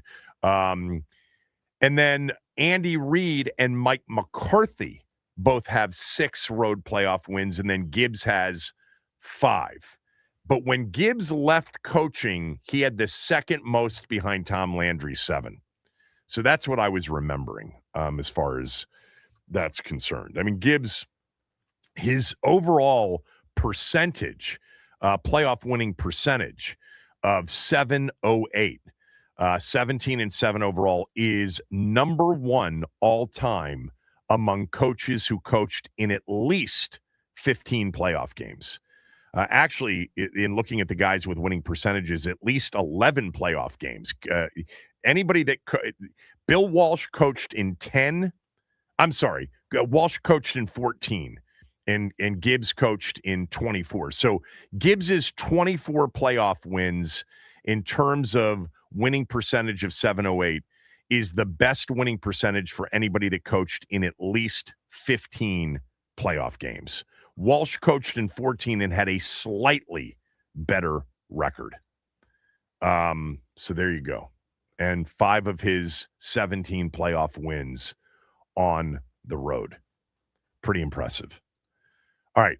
John Oran from Puck News, one of my favorite conversations about sports media, sports business. He's the best. At Oran_Puck. He jumped on with me on my podcast yesterday to first talk about the Washington Post sports section stuff. I'm not going to play that for you. You can listen to that on my podcast. But there was a real good back and forth and information from him about how well the NFL playoffs have done this year on TV. And then we got into the question a lot of people have about announcers, Al Michaels at Amazon next year and Tony Romo at CBS. But I started off by asking him just about how well the playoffs and the NFL have done on TV, because they have, I think, annihilated it so far. Oh, yeah. Going from a strength to strength on that. The thing to watch, though, is the Amazon numbers are just through the roof in terms of streaming. Netflix on Christmas Day had some terrible games. They had a bunch of teams that were not that were already out of the playoffs, and they still provided a really big viewing number there. This year or next year, one of the next 2 years, the NFL is going to open up its media negotiations early, and what everybody should be focused on moving forward is just not only what the viewership numbers are coming from, the YouTubes and the Netflixes and Amazon, but what kind of games they get, and because the whole business is moving away from linear TV and towards streaming. It already happened to the entertainment genre. It's starting to happen to sports. Football is sort of the last thing that's keeping ESPN and Fox and NBC sort of the whole. Will the NFL take a bigger step towards streaming, or are they content staying on local over-the-air television? So that's sort of when you talk about ratings, that's always sort of how I take a look at it. Because if you look at what Fox and CBS did for their AFC and NFC championship games, I think they were both over like 46 million viewers. You can't get that anywhere. That's on TV, and like, how soon is that going to end? Like, TV is still the one place, broadcast TV in particular, that brings in these mass audiences. But like, if the NFL starts to migrate more and more towards streaming, like that's the one league that's going to be really pushing this. That could make that migration happen a lot quicker. Is that one of the reasons? I think I read this, and maybe you tweeted it out, that Amazon got Bears Packers on that night game on Wild Card Weekend. That was a highly desirable game for everybody, but they gave it to Amazon. Yeah, which was fascinating. So Amazon got it. Amazon put out a huge number for it. They set a streaming record for that game. Still, like, if all these broadcast sources after that were like, if it had been on broadcast TV, it would have gotten an even bigger number. Like, and so it depends on how you look at it. But clearly, the NFL wanted to see, like, we're going to give you a big game exclusively in the playoffs. Let's make sure that there's no lag time. Let's make sure that people don't get knocked off. I mean, you remember Netflix's Tyson Jake Paul fight where nobody could get on. One thing I will say, Amazon did it. The tech worked. People watched it. I saw almost no complaints about lag time or, pixelation or anything like that. And, if it was a test, it was a very successful test. Look, the biggest complaints about Amazon have been about Al Michaels. I mean, whose fastball is not quite quick or as quick as it used to be. Is he going to be back calling Amazon games with Herb Street? Yeah, I think my old publication, Sports Business Journal, reported that he's going to be back at least one more year. So he will be back next year. And one thing I will say, like, he has lost his fastball, and he's gotten a lot of grief online about this.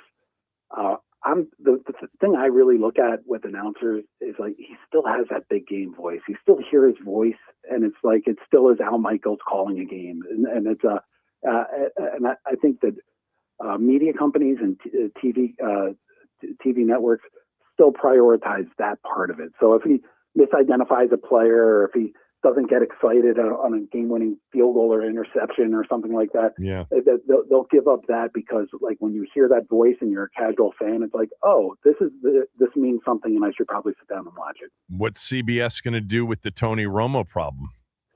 There's not much CBS can do.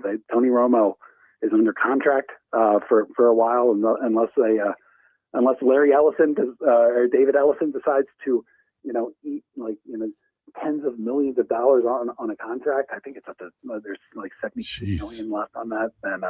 Then we're going to have Tony and Jim as the number one. Andrew Marchand actually had a good column on this, which talked about Ian Eagle and JJ Watt. JJ Watt. Yeah, I read it. They are. They are. I mean, they're the number two booth over there, but they feel like the number one to me. I do have to agree with that. Yeah, it's such an interesting thing because, I don't know if you sense this. The last two playoff games, Buffalo, Denver, and then the AFC title game done by Jim Nantz and Tony Romo, after all of the criticism that he took for the Jacksonville Buffalo game, which was wild card weekend, and people lit Romo up. And look, it's when everybody is sharing the same experience at the same time. That's what you get in the playoffs. You don't get that during the regular season necessarily, because there are other games that are on that are, you got your own team playing. I sensed, and I don't know if I've talked about this, I sensed that Tony Romo lost some confidence over the last 2 weeks. There was so much deferring to Jim Nantz. Did you notice any of that? Did Andrew write? I'm curious if either one of you noticed that. I think it got to him. I think the criticism got to him. He didn't have as much of a energy, it seems, yes, as he's had in the past. But one thing I always look, you're a hardcore sports fan. Everybody listening to this is a hardcore sports fan, and they all have their opinions about Tony Romo, and I respect that, and that without question. TV executives care so much more about bringing in the casual fan. And what the casual fan hears is like not Tony Romo making a bad prediction or forgetting things. They just hear an excitement in his voice. They hear they hear a little kid having a great time, and they want to be part of that party. And they're not dummies. They're not saying like, oh, everybody hates him, but we're going to move it forward. They do polling. They have focus groups. And casual fans, they respond to Tony. He's a likable guy that people want to listen to. So I sometimes have to check myself when I'm watching because I'm watching I hear you. as a hardcore fan. Well, and I also think, and this changed many years ago, the game itself, even to hardcore football fans, matters so much more than the announcing team calling the game. Yeah, absolutely. But even with that, like I'm watching Tom Brady, who was much better this season. Oh, I agree. And he was talking about an upper 7 defense, and I was like, I've watched football for 50 years. I have no clue what you're talking about. Yeah. Upper 7. I think I could figure it out. Like if it was a multiple choice, I think I would get it right. But I was like, come on. Yeah. By the way, the college football title game between Indiana and Miami did a great number, right? Oh yeah, I think that I don't have it off the top of my head. I think it was over 30 million. Yeah, which is really significant because it was 30 million on ESPN exclusively, and ESPN is, as you know, a cable channel, so it's which is going through cord cutting and losing subscribers. So the fact that ESPN was able to amass that mass audience was pretty significant. Yeah, I mean, I bring that up because I think that there can be out of sight, out of mind possibilities, and college football has that 10-day, 9-day period from the semifinal games on New Year's Eve and New Year's Day to the championship game. But it was a compelling national championship game. I got to push back on that. I see that. It never plays out. I mean, people. What doesn't play out? The out of sight, out of mind part. The out of sight, out of mind, and the idea of like, oh, why are you doing a national championship on a Monday? Well, like they don't want to go up against the NFL. Right. And if you're a college football fan and if you're a casual viewer, you're going to find it on the Monday, and they always do. Yeah, I do. I understand the reflexive action about like, oh, they got to do something about it, but it has been working, at least from a media standpoint. Yeah, I think, one of the things that you and I talked about last year when they first went to 12, and you had the Friday night game and you had the 3 first-round games, and the NFL was going head-to-head with those 3 first-round games because Christmas was on a Wednesday, and you had that going on. We had that again this year. The Skins and Eagles were playing at the same time that I think, Madison was playing Oregon in those first-round games. I really thought that when they went to the 12-team playoff, the NFL would get out of their way a bit for that first weekend, but they don't care, do they? Not only did the NFL not get out of their way, but remember back when they scheduled the Commanders versus the Eagles, it was it was an NFC Championship rematch. Sure, it was the NFL put some very high quality games up against those first round games. Yeah, and so that was the Bears Packers was the other one. That Saturday night, that crazy game at Soldier Field. That was the other one. It was less about, I think, like screw you, and I think it was more about like, you got to come to us and let's work together and try to figure out a schedule together. And the NCAA, they don't want to do that with college football. Doesn't want to do that with the NFL. With that said, like after the NFL and college football, what's the distant third from a consumer interest standpoint in this country? Because those are the top 2. What's number 3 now? Is it the NBA or is it baseball? It's the NBA or it's baseball, I think. The World Series did really well this year. It's a great World Series. I think and I do think it's sort of matchup dependent on the MLB or NBA, but I would put it as one of those two. It's so hard to say because do you want to do it on an average viewership per game? Or do you want to add it up? Like you have 162 MLB games. They own the summer, versus so it's really hard to say, and everybody can make their own point. But if you go to sort of the championship level games, sometimes it's the NBA, sometimes it's the MLB, and it would be one of those two. Does college basketball draw anything before March? Yeah, it does.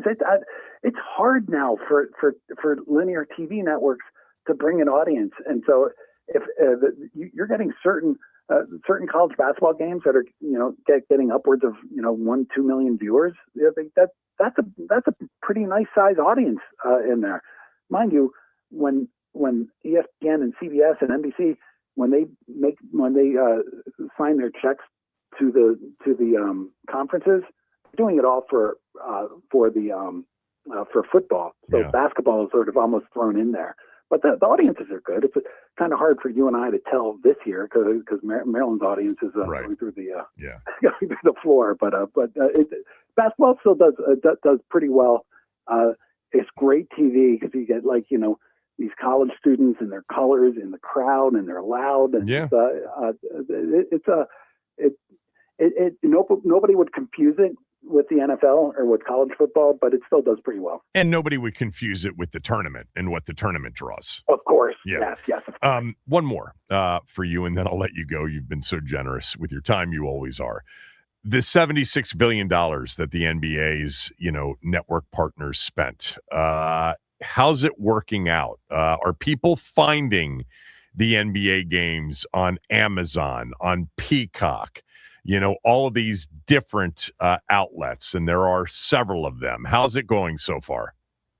Okay, you have hit one of my pet peeves because I hear from fans and from friends and from family complaining about it's so hard to find.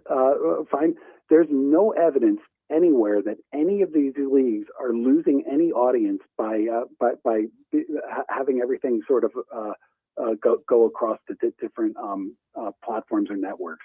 And so it's a common complaint, and I hear the complaint, but people find the games, and it might take a little bit longer to find it. But no, there's been no evidence. The TV numbers for the NBA are doing really well, which a year ago when it was only on ESPN and Turner, they were doing really poorly. And so it's and it's not just the NBA. You can look at women's soccer, the NWSL. You can look at NASCAR. People find they find the sports, although it is a complaint that I hear probably most consistently from friends. I think for me, because I'm not a big NBA regular season watcher unless my own team's good, and they are not. There have been some times where I've been surprised this year, like an NBC Friday night doubleheader. I didn't know that that's what we were going to have this year. They're getting ready to start it on Sunday Night Basketball is getting ready to start up. It might be this weekend. There was a release in my inbox that I saw. I forget when it is, but it's not this weekend. And actually, it can't be the following one because that's the Super Bowl. Exactly. There is a doubleheader, Lakers Knicks at 7 and Thunder Nuggets at 9:30. Thanks for doing this, as always. It's great information. It's good conversation. Hope you're well. Let's do it again soon. Oh, are you kidding me? Anytime, Kevin. John Oran, everybody. When we come back, my what do you got is the best defensive player in the league wants to be traded again.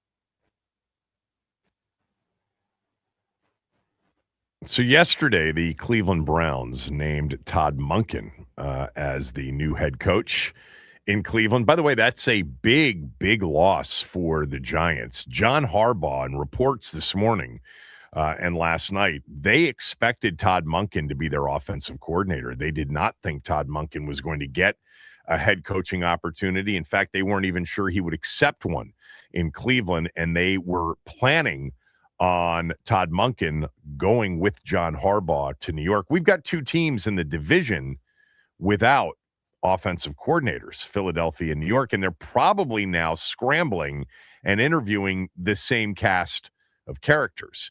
But when Monken was hired yesterday, apparently this was a Haslam, owner of the Cleveland Browns, pick more so than it was an Andrew Berry GM selection.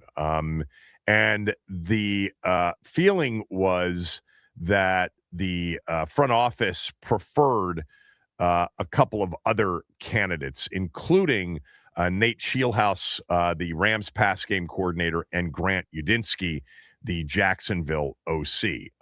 But the owner said, no, we're picking somebody with more of a resume, and the owner picked the coach, Todd Monken. Now, that really upset Jim Schwartz, the defensive coordinator, who wanted the head coaching job and was passed over. Jim Schwartz still has a year left on his contract as the defensive coordinator. He was not on a one-year deal. He was on a multi-year deal, and that deal doesn't end until the end of next season.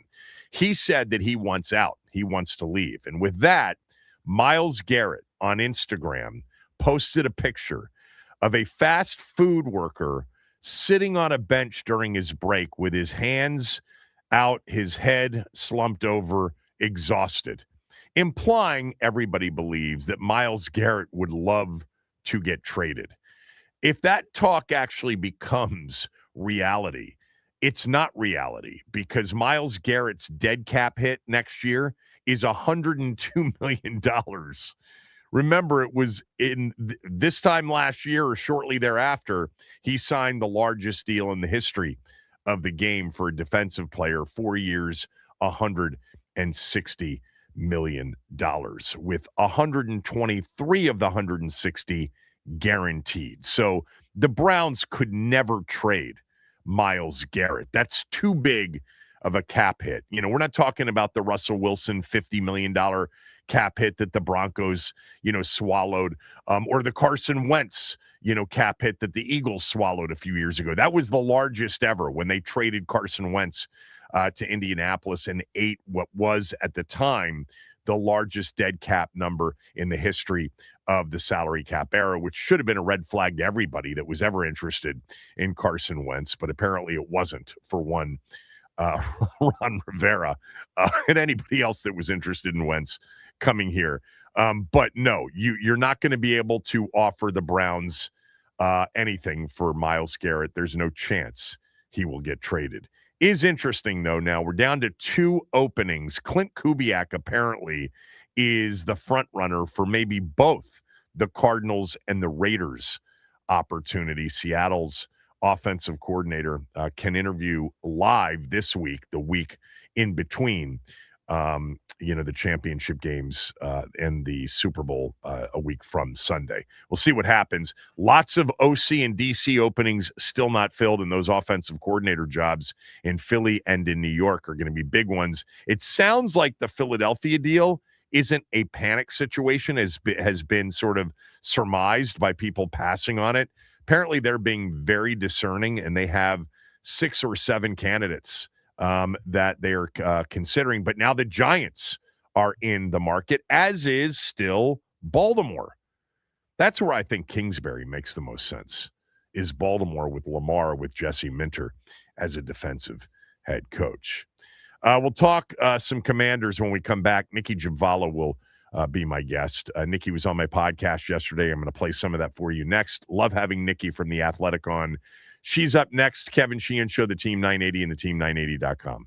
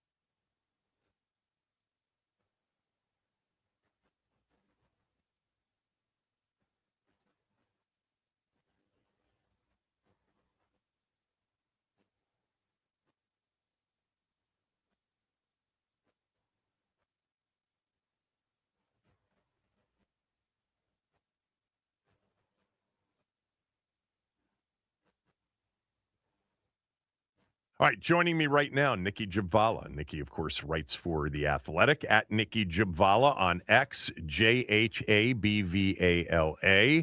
Nikki's doing a phenomenal job, as always, covering our team. So, what would the chances have been 3 weeks ago if I said to you they're going to end up with two coordinators who have never done it before? What would you have said the chances of that were? Yeah, definitely didn't see that one coming. Definitely did not. I mean, we knew they were going to get rid of one coordinator. I mean, that was effectively decided in week 11 when they shipped Joe Witt of play calling duties. I think the Kingsbury move surprised a lot of folks, but it became apparent. Like, you really got to listen closely to DQ, and I know you do, but I feel like with Dan, it's more of what he doesn't say than what he does say. What is the obvious that is missing when you ask him questions? When you ask him about Bobby Johnson, and he goes on to talk about the assistant O-line coach and a quality control coach twice in the last year, that should be a red flag. When you ask him about play calling and the development of Jaden, and he mentions David Blau and not the offensive coordinator, that should be a red flag. So I think that's what was noticeable. And then I felt like they were on different pages when it came to a lot of the stuff with the injuries and how to develop Jaden. I'm not saying this is the reason that Kingsbury is not still the offensive coordinator. I think we still need to hear from Dan Quinn to really understand what went into that decision. But I think there was clear, I would say just a general disagreement, not a disrespectful disagreement, but just a general disagreement on some of the injuries it causes and kind of what needs to change going forward. Now, I still didn't think, even if we knew they were going to move on from both from the outset, you wouldn't think, okay, they're going to go to two first-year guys, because they just had Joe Witt, who was a first-year guy. It felt like it didn't work out. So, yeah, I definitely would have thought if they're going to move on from one or both, they're going to go experience, proven. And yeah, here we are. Yes, here we are, indeed. So, Nikki, the last couple of days, I've described these two hires as being completely different from one another. You know, yes, they are first-time coordinators. They will be first-time play callers. But the way the team arrived at each hire is just completely different in that Blau, they knew the moment he walked into the building, he was going to be in this role pretty quickly somewhere, and they probably even thought it would be here. Whereas with Jones, they never anticipated that they would have an opening 2 years into their, regime. And then when it came about, trying to fill the position, there were probably guys out there that they desired more. I do want to get from you kind of how you saw everything unfold with these two hires, but start with, do you agree that they just are completely different from one another in terms of the way they arrived at each? Correct. Yes. There are two things. Let's start with Blau. Like, the writing was on the wall when they blocked them from three, a year ago, potential promotions with other teams. And he's an assistant quarterbacks coach who's a year removed from playing.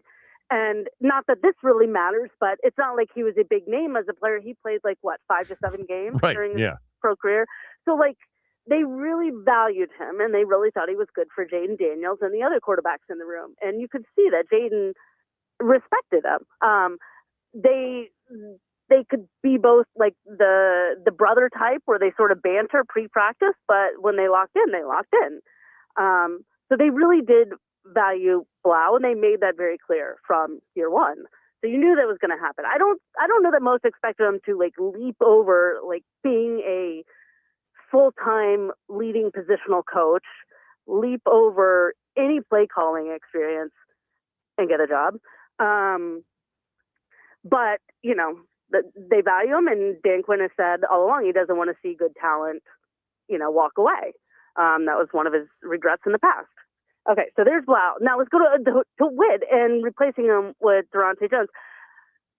I think most people were like, all right, let's get a big name in here. We need to improve the defense. Well, remember their circumstances. they're not the 12-5 team that went to the NFC Championship with a Rookie of the Year quarterback that, is maybe a couple of pieces away from contending. This is a 5-12 team that, struggled to fully launch its defense, needs a ton of pieces on the roster, and could, theoretically have a brand new defensive staff. I don't think they will have a brand new one. I think there could be a handful of changes, but there's a lot at risk. And this is year 3 for Dan Quinn. So if he doesn't, turn this around, it's very plausible that, he could be in jeopardy and be out, in which case this new defensive coordinator could be out. So this person is taking risks. So if you're looking for a defensive coordinator, you're not going to get the guy who has options and can sort of pick where he wants to go. So they're looking at sort of the up and coming coaches who maybe haven't gotten a shot, but have a lot of promise, or well respected, or good at developing players. And that's what you hear a lot of when, you call around and ask about Durante Jones. Yeah, specific to that job, the defensive coordinator opening, that was a much tougher hire with somebody with choices than the offensive coordinator would have been had they been interested in, going after a Kevin Stefanski if he didn't get a job, or waiting for Mike McDaniel, et cetera. There was more interest in the OC job than the DC job. Yes, and I always wonder, had they flip-flopped those two, right? Like, had they been able to hire the DC first, might they've been able to, find somebody better if they felt like, oh, on the other side is a more experienced guy. I feel like they're in good hands there. Do you feel like the team overall is more stable? I don't know. It's not to say that Blau won't be a good coach. I think he's going to be a very fine coach. Everybody needs their first shot. It's just he's a mystery. We don't know what he is. We don't know what his offense will look like. We just know who he's worked with. But they didn't have that luxury. I mean, they value Blau, and Blau is, gaining interest from the Detroit Lions. And, you wait too long, you risk losing your guy. Yeah, no doubt. I think there's no doubt that if they had waited, Blau would be an offensive coordinator in Detroit right now, if not somewhere else. Yeah. What do you think will change offensively with Blau at the helm? You're right. We don't know really, and we don't know how he'll operate under the glare that he's never been under as an offensive coordinator. But, based on the conversations you've had with people, what do you think Quinn was looking for change-wise? I would think they want something a little bit with a more balanced attack. And I hate even saying that, because I feel like that's the cliche fan media gripe about an offense is, do you want to balance run and pass attack? Like, it doesn't always work that way. And it's not like, that doesn't mean an equal number of rushing attempts and pass attempts. That's not what that means. It's just finding more balance. So, you can attack a defense more efficiently. You can catch them off guard a little bit more efficiently. The thing I would say about that is they knew what Cliff Kingsbury's offense was, though. And I felt like it was more balanced than it had ever been in past years, just in terms of, how much he divvied up the run game. But they also didn't have the personnel to really do a lot of the things they wanted to do. No, they were all injured. Offense, especially defense, but, offense too. I mean, they had, one really good receiver, another receiver who is, I don't like the term gadget, because I think he's Debo's more than that, but he's also not like your true number 2 in the sense of workload. I think they tried to make him into that, and that's not what he's ever been. So they just didn't have the personnel. They had some young backs, and once young backs with Eckler, and losing Eckler was killer for them. I mean, he brought so much to their offense, and yes, he was older, but he could do a lot of things for them. So yeah, they didn't have great personnel, and then causing the injuries, it's very tough to achieve some sort of balance. Yeah. I mean, your offense is doomed when your starting quarterback starts and finishes 4 games out of 17. I mean, exactly. It starts there. I've said so many times I'm blue in the face that it's almost impossible to evaluate this team this year. And look, I'm not knocking your preseason prediction, which was spot on. You had it. No one else had it. That they were going to actually. I was wrong. I expected them to be much better than that. I know. You said 8 and 9. I think you said 8 and 9. So you were 3 games off. But had they been healthy, I still think the defense wasn't going to be very good. So it may have been 8 and 9 with good health. What do you think they're looking for offensively in the offseason? I mean, they need to get another receiver or 2 or 3.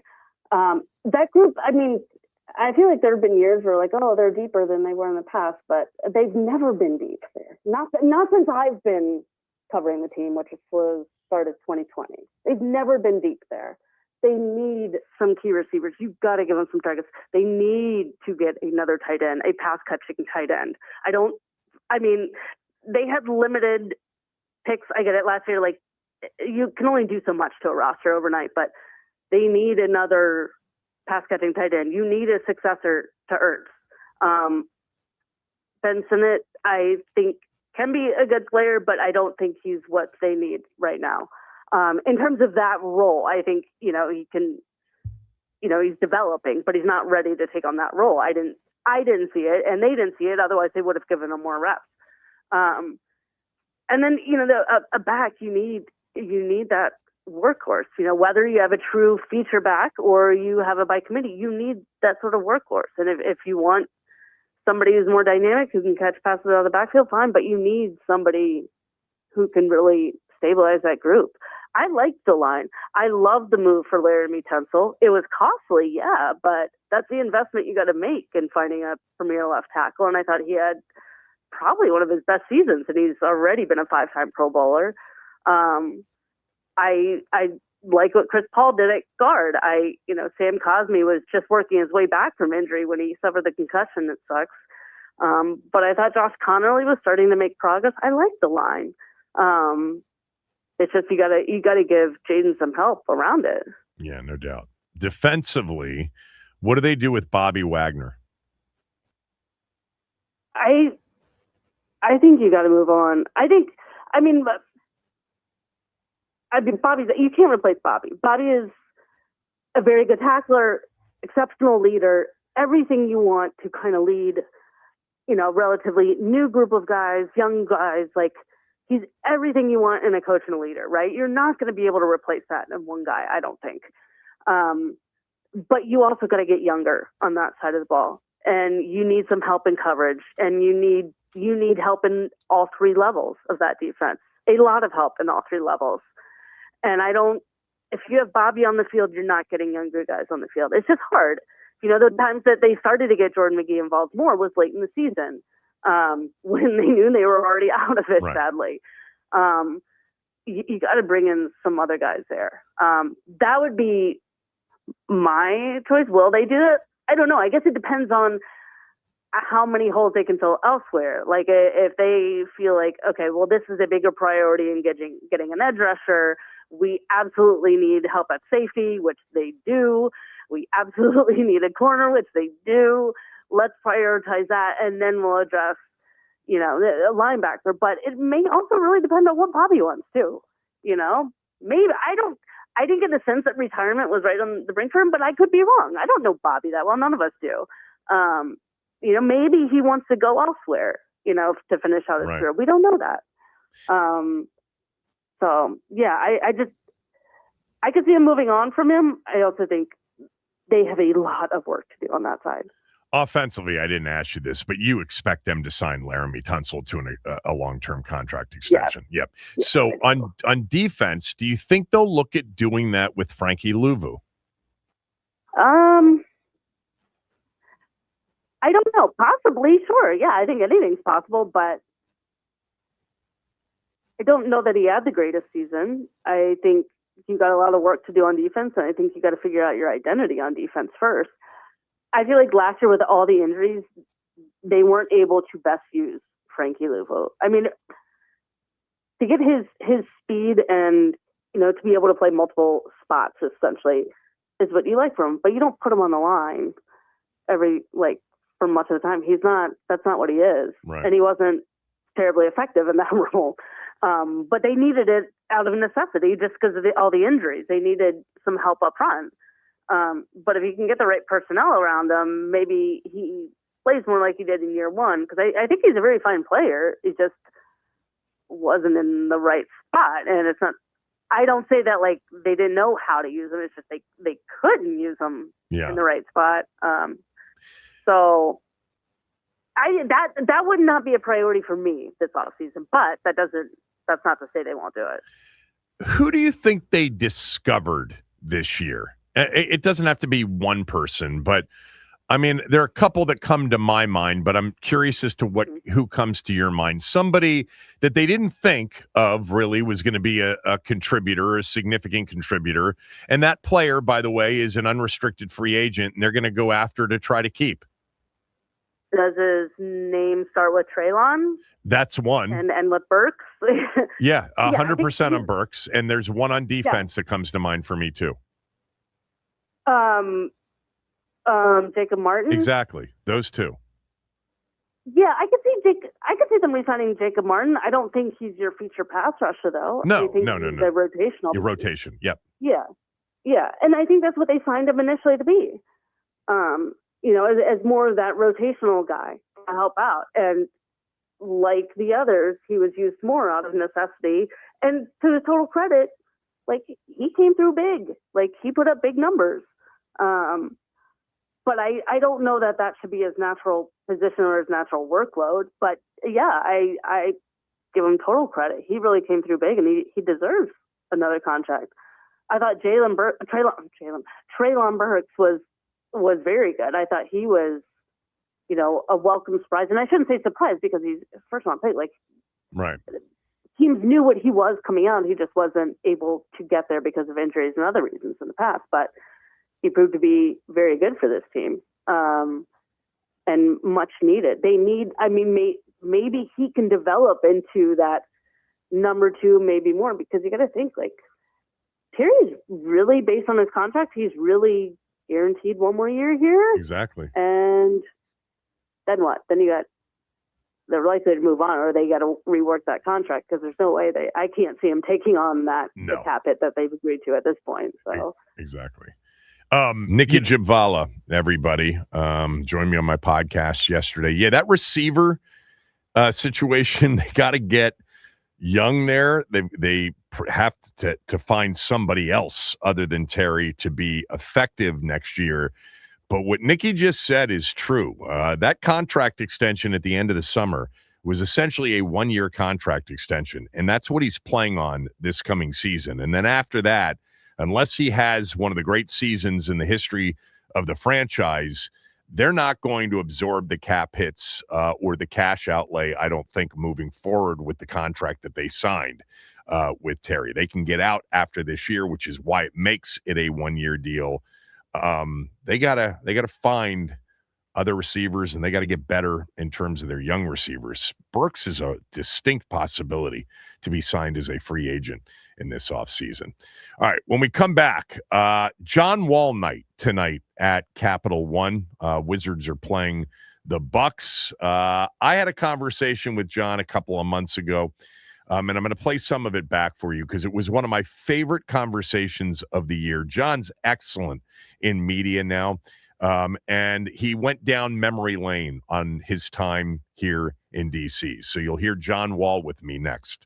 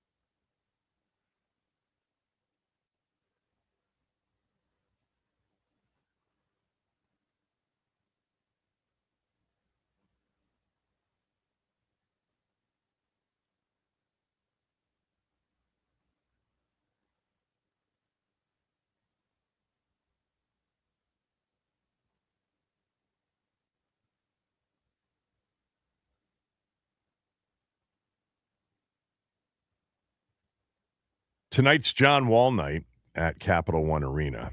John Wall had a hell of a career here. He really did. During the era of, not being a contender for 40-something years, the teams with John and Brad and Nene and Gortat and Trevor Ariza and Paul Pierce, et cetera, where they went to the playoffs 5 times in 8 years and got within a whisker a few times of the Eastern Conference Championship Series.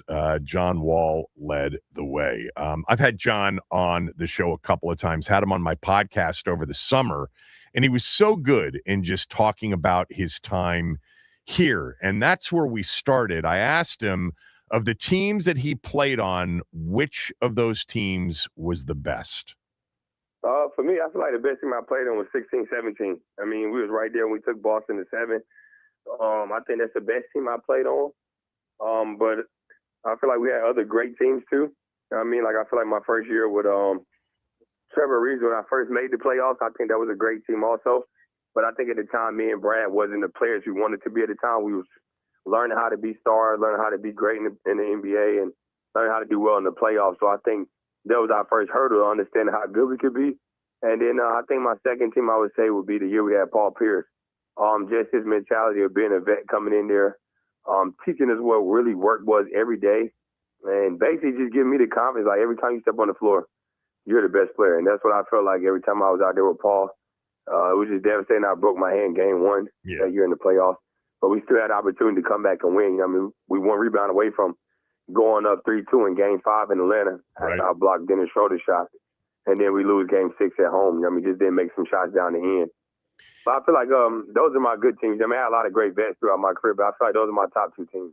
Yeah, I'm still convinced to this day that if you don't get injured against the Hawks in 2015, you guys win that series, and you would have faced Cleveland in the Eastern Conference Finals. And in 2017, if you had beaten Boston, you would have faced Cleveland in the Eastern Conference Finals. I'm curious because I've often thought about those 2 opportunities and how close the Wizards were to getting to the conference finals, 1 series away from the NBA championship.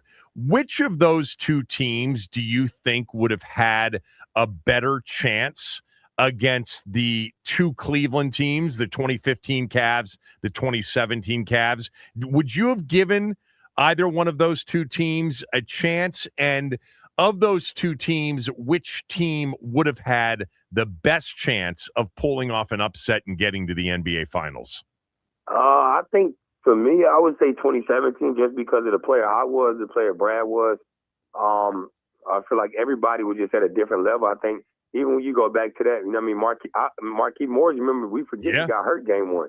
Right. Sprained his ankle very bad, so he wasn't even supposed to play.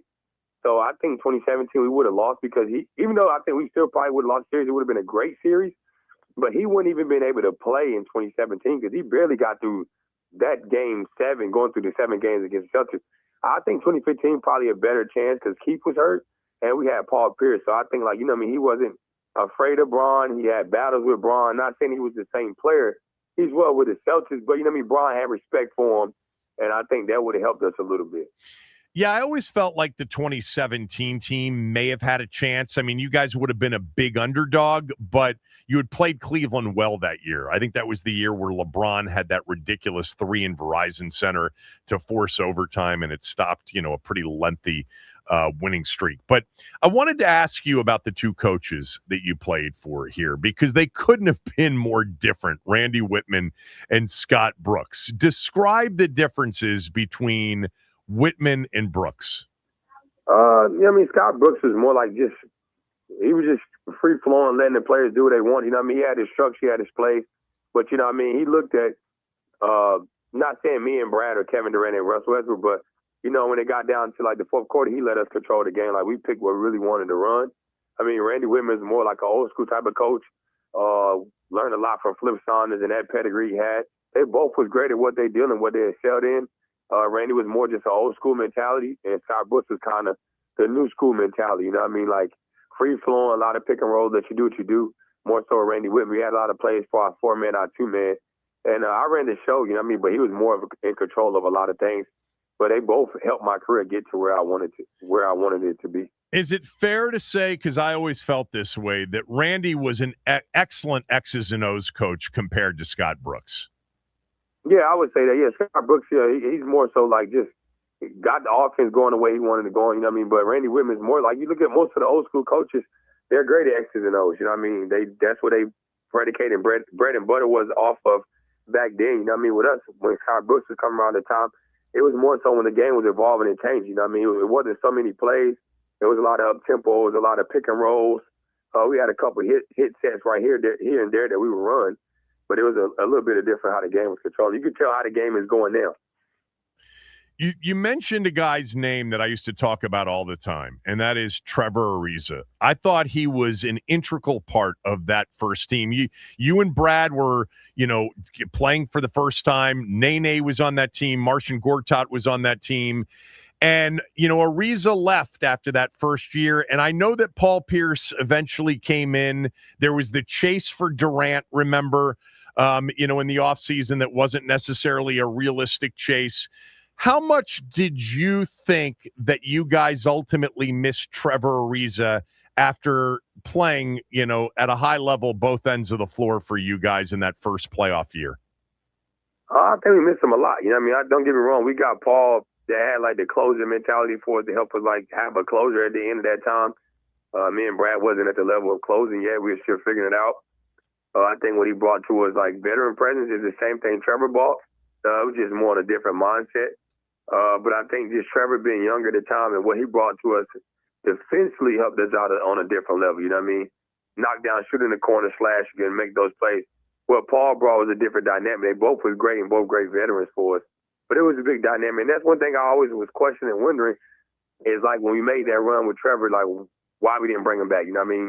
And then the year 2017, we make the run we make, and we don't really make adjustments to make the team better the next year. You know what I mean? We kind of take a downfall. Instead of keeping the guys and letting guys go, it's a part of the business, how the game goes. But I just wish we would have kept that team, both of those teams together and try to make a push. But I also was grateful for having Paul there because what he brought to me and the mentality he brought for me took my game to another level. One of the smartest players, one of the absolute toughest players that you played with in those first few years when you guys were making the playoffs for the first time was Nene. What was it like playing with him? Yes, Nene was great, man. He was one of the best veterans I had. What he brought the physicality to our team.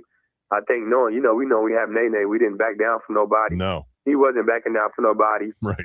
It's just the game had evolved. At that time, Nene was moving to the 5 position. With us, he was a power forward and Gortat was a 5, which was great for us at the time when you had to have 2 bigs like that. But by the time we got Marquis Morris, which was a great pickup, we needed a stretch forward at the time. You know what I mean? Yeah. And he can space the floor to the 3. He can switch out and guard guys a little better and stuff like that. So it was a different dynamic. That's what I go back to saying 2015 team was a totally different team than what 2017 is. And it just lets you know how quick and fast the game has evolved in 2 to 3 years. And if you didn't catch up with it, you would get left behind. You look at David West. David West is one of the best pick and pop 4-man in the league. Has seen with the Pacers all of a sudden in 2-year span, he had to become a stretch 5. You know what I mean? So right. I think getting rid of Nene was good for us. It brought Marquis Morris. They helped us out a lot. But if we would have had the same old NBA, I think Nene would have been the perfect fit for us.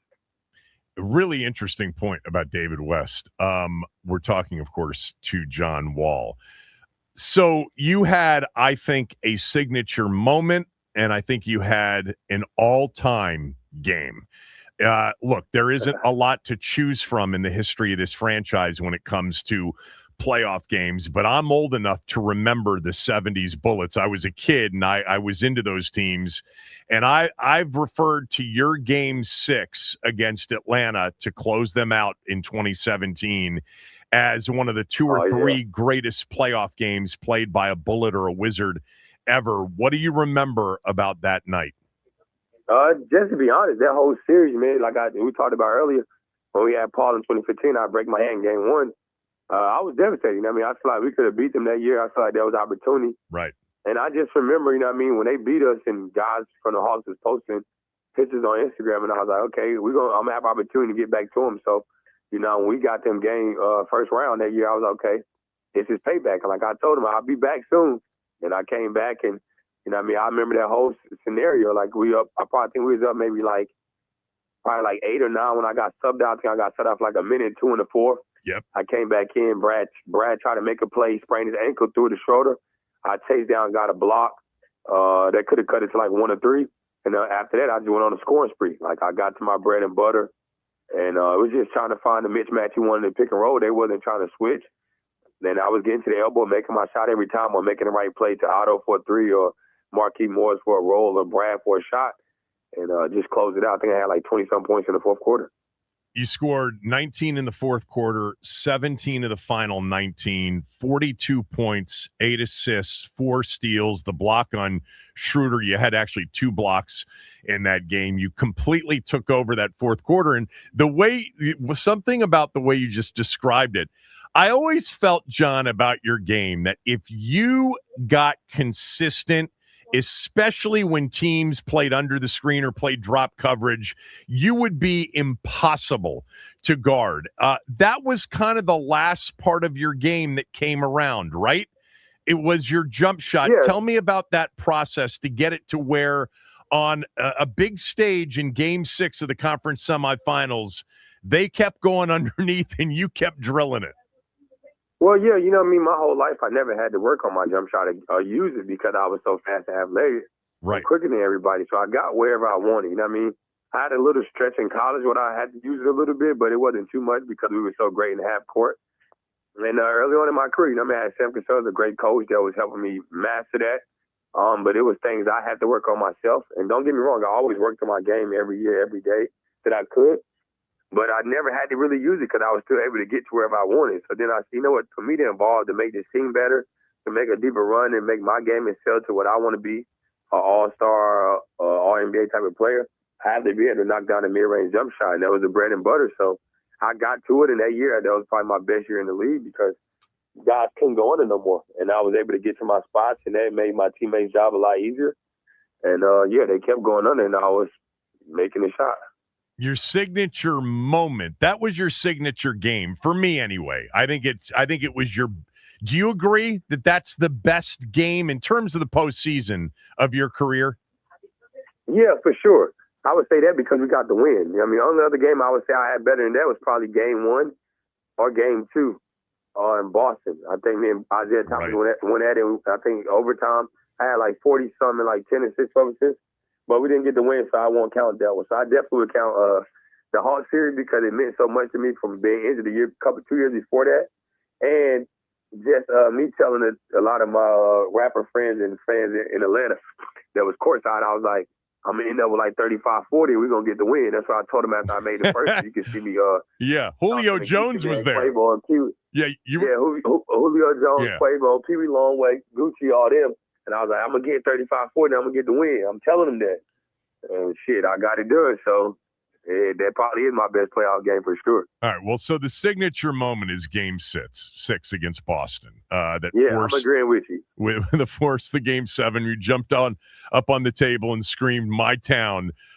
Just tell me, kind of your memories of that shot, because if my memory serves me correctly, it wasn't necessarily supposed to be a play for you initially to shoot a 3. Nah, the play wasn't for me. Yeah. It was a play we always run. It was for Brad to get a pin down. We'll go down to the basket, get a pin down from Gortat and come up and shoot a 3 at the top of the key. But they guarded so well. So I really was a decoy to run to the corner, and I realized we had to get the ball in. And I just basically almost stepped out of bounds. I tiptoed the sideline right in front of Otto and got the ball. Yeah, Avery Bradley's a hell of a defender. I've been going against Avery Bradley since my junior year in high school. And I was like, he's a great defender. He has a respect for the ref. It's not an opportunity to play with the basketball right here. I got to get it done. So when I took the one dribble. He took steps back because he probably thought I was going to try to attack the basket. And I just had you pull for a 3. The shot off I worked on every day before practice, after practice, all that. And shit, it's the biggest shot of my career. It went in. Yeah, it went in. And then Game 7 was not you played well, but you didn't shoot it well, and you struggled in the second half. Bradley was unbelievable in that Game 7. The crazy thing about that series is every one of those road games, we had a chance to win. Maybe not Game 5. Game 5 got away from us, but Game 1 we were in. Game 2 it went to overtime. In Game 1, game 1 we was up 16. Exactly. So we should have won that game. Yeah. Game 2 we should have got that game. I think, just a little bit of adjustments. Like playing other guys at the time could have helped us. I think Jason Smith could have got a little bit more minutes. At the time, because you look at Game 7, Bradley played well, but Kelly Olynyk killed us also. Yeah. Because Kelly Olynyk was picking and popping. That was his game. That was his game. We got Olynyk. That was hurting. Yeah, that was hurting us a little bit. So it would have been a little different. It would have been a little different for us. So it got away from us. But Game 7, I was gassed. I'm not gonna lie. I told Coach, I said, let me get a break. I played the whole second half, like the whole 24 minutes. I'm like, well, I need at least 1 minute, 2 minutes. Like I got no legs left. Tasting Isaiah Thomas around doing all that. But I think just playing Jason Smith would have probably helped us a little bit more. Right. You know what I mean? Because especially with Kelly Olynyk playing the 5, he was picking and popping and stretching the floor against us. So that would have helped us. But yeah, that was not the game I wanted to have for Game 7. But I live with the results. And like I said in the interview before and after Game 6, I'm gonna go out and shoot. I'm not gonna go out like scared and been in those moments. This is what you asked for, and it just wasn't our night. But we still had a great chance to win until the fourth quarter happened. Yeah, no doubt. When did you realize that the Gortat screen was something unique? Oh, well, I used to watch Kendrick Perkins doing with Russell Westbrook, and I'm like, man, damn, how Russ keep getting all these dunks and stuff? When I seen that, and then Gortat was using it a lot with Steve Nash. When he came over, he brought it to me, and it helped me out. You know what I mean? Like, just me trying to get better as a point guard and learn how to run the position the right way. And then seeing Gortat being with Steve Nash, he brought a lot of advice and a lot of things that I could use. And he helped my game involved, and I also helped this game out also with us running the 2-man pick and roll. So I knew it was effective. And we had a little signal, you know what I mean? Like, we could tell how teams were guarding us. And when teams were being aggressive trying to blitz me, I'd be like, all right, set the screen the first time. The second time, don't set it. Screen your own man and give me an opportunity to get down the lane. Right. Yeah. I love the basketball relationship that the two of you had. You guys were a tough pick and roll combination. I think part of it is he had really good hands. I mean, you were an exceptional passer, but for a big man, he caught everything you threw to him. Yeah, man, he had great, man. When you throw a basketball to him, he had great hands at catching the basketball. What a lot of people don't understand, he's sneaky athletic, but at the same time, his touchability around the basket with the basketball was impeccable. You know what I mean? Like, he had the reverse layup. He had lays like he was a guard. Right. So I think that helped us out a lot because he was just quick with keeping the basketball high, getting layups on the glass and things like that. So any pass I threw to him, shovel pass, lob pass, anything, he was able to catch the basketball and make things happen. Did you ever think there was any chance to get Durant? No, I really don't. To be honest, I had a feeling that I was trying to explain to him and tell them that we don't have a real shot at getting them. So you did. That's just my opinion. I don't think you told Ted and Ernie that. Yeah, I was telling everybody, like, we don't have a chance to get them. Like, you don't want to come back home. You know what I mean? But you know what I mean? Everybody's going to do their job to the best of their ability and what they think is best. And I think, like, you know what I mean? We letting that happen. We let Trevor walk, and that hurt us, and that helped Houston for the next couple of years. I totally agree with that. Hardest player you ever had to guard? I'm going 2 people. Derrick Rose, that was the MVP year. Yep. Was terrible. And then I say Kyrie Irving because, to me, he's the most complete skilled basketball player that I've ever seen play. You know what I mean? Could shoot the ball with left hand, right hand, catch and shoot 3, off the dribble 3, post up like he's 6'6", has layup package. So those are 2 guys I would say. So the way you just described Kyrie Irving, how do you describe Steph Curry? Steph Curry's tough in a different way because Steph Curry runs around. Like, don't get me wrong, one-on-one Steph's hard to guard, but I'll be fine. But it's just the way that he runs around all those screens, the way they run their offense, bro. Like, he give up the ball, he can't relax for 1 second. He don't take a break. Right. So that's what makes Steph hard to guard because he doesn't relax or take a break when he gets off the basketball. Yeah, I've always thought of Steph as the best combination of a ball handler and shooter in one body, and Kyrie might be the best ball handler scorer in one body that I've ever seen. Is that a fair way to describe it, or would you describe it differently? Yeah, that's a fair way to describe it, but you also, a lot of people forget how great of a shooter Kyrie is. Like, he's not Steph Curry, you know what I mean? I feel like, you know what I mean, everybody knows Steph Curry's the greatest shooter of all time. But Kyrie can shoot the ball, the dribble just as well. You know what I mean? Catch and shoot just as well. But yeah, the way you describe it is perfect. But it's like with Kyrie, you like, you know what I mean? With Steph, you really don't get too many mid-range. It's either a 3-ball or getting all the way to the basket or like a little floater. With Kyrie, you might get pull-up jumper, a left-hand floater, a right-hand floater, a layup package, a mid-post fadeaway. You know what I mean? So it's so much different things you got to worry about with Kyrie. That was my conversation with John Wall over the summer.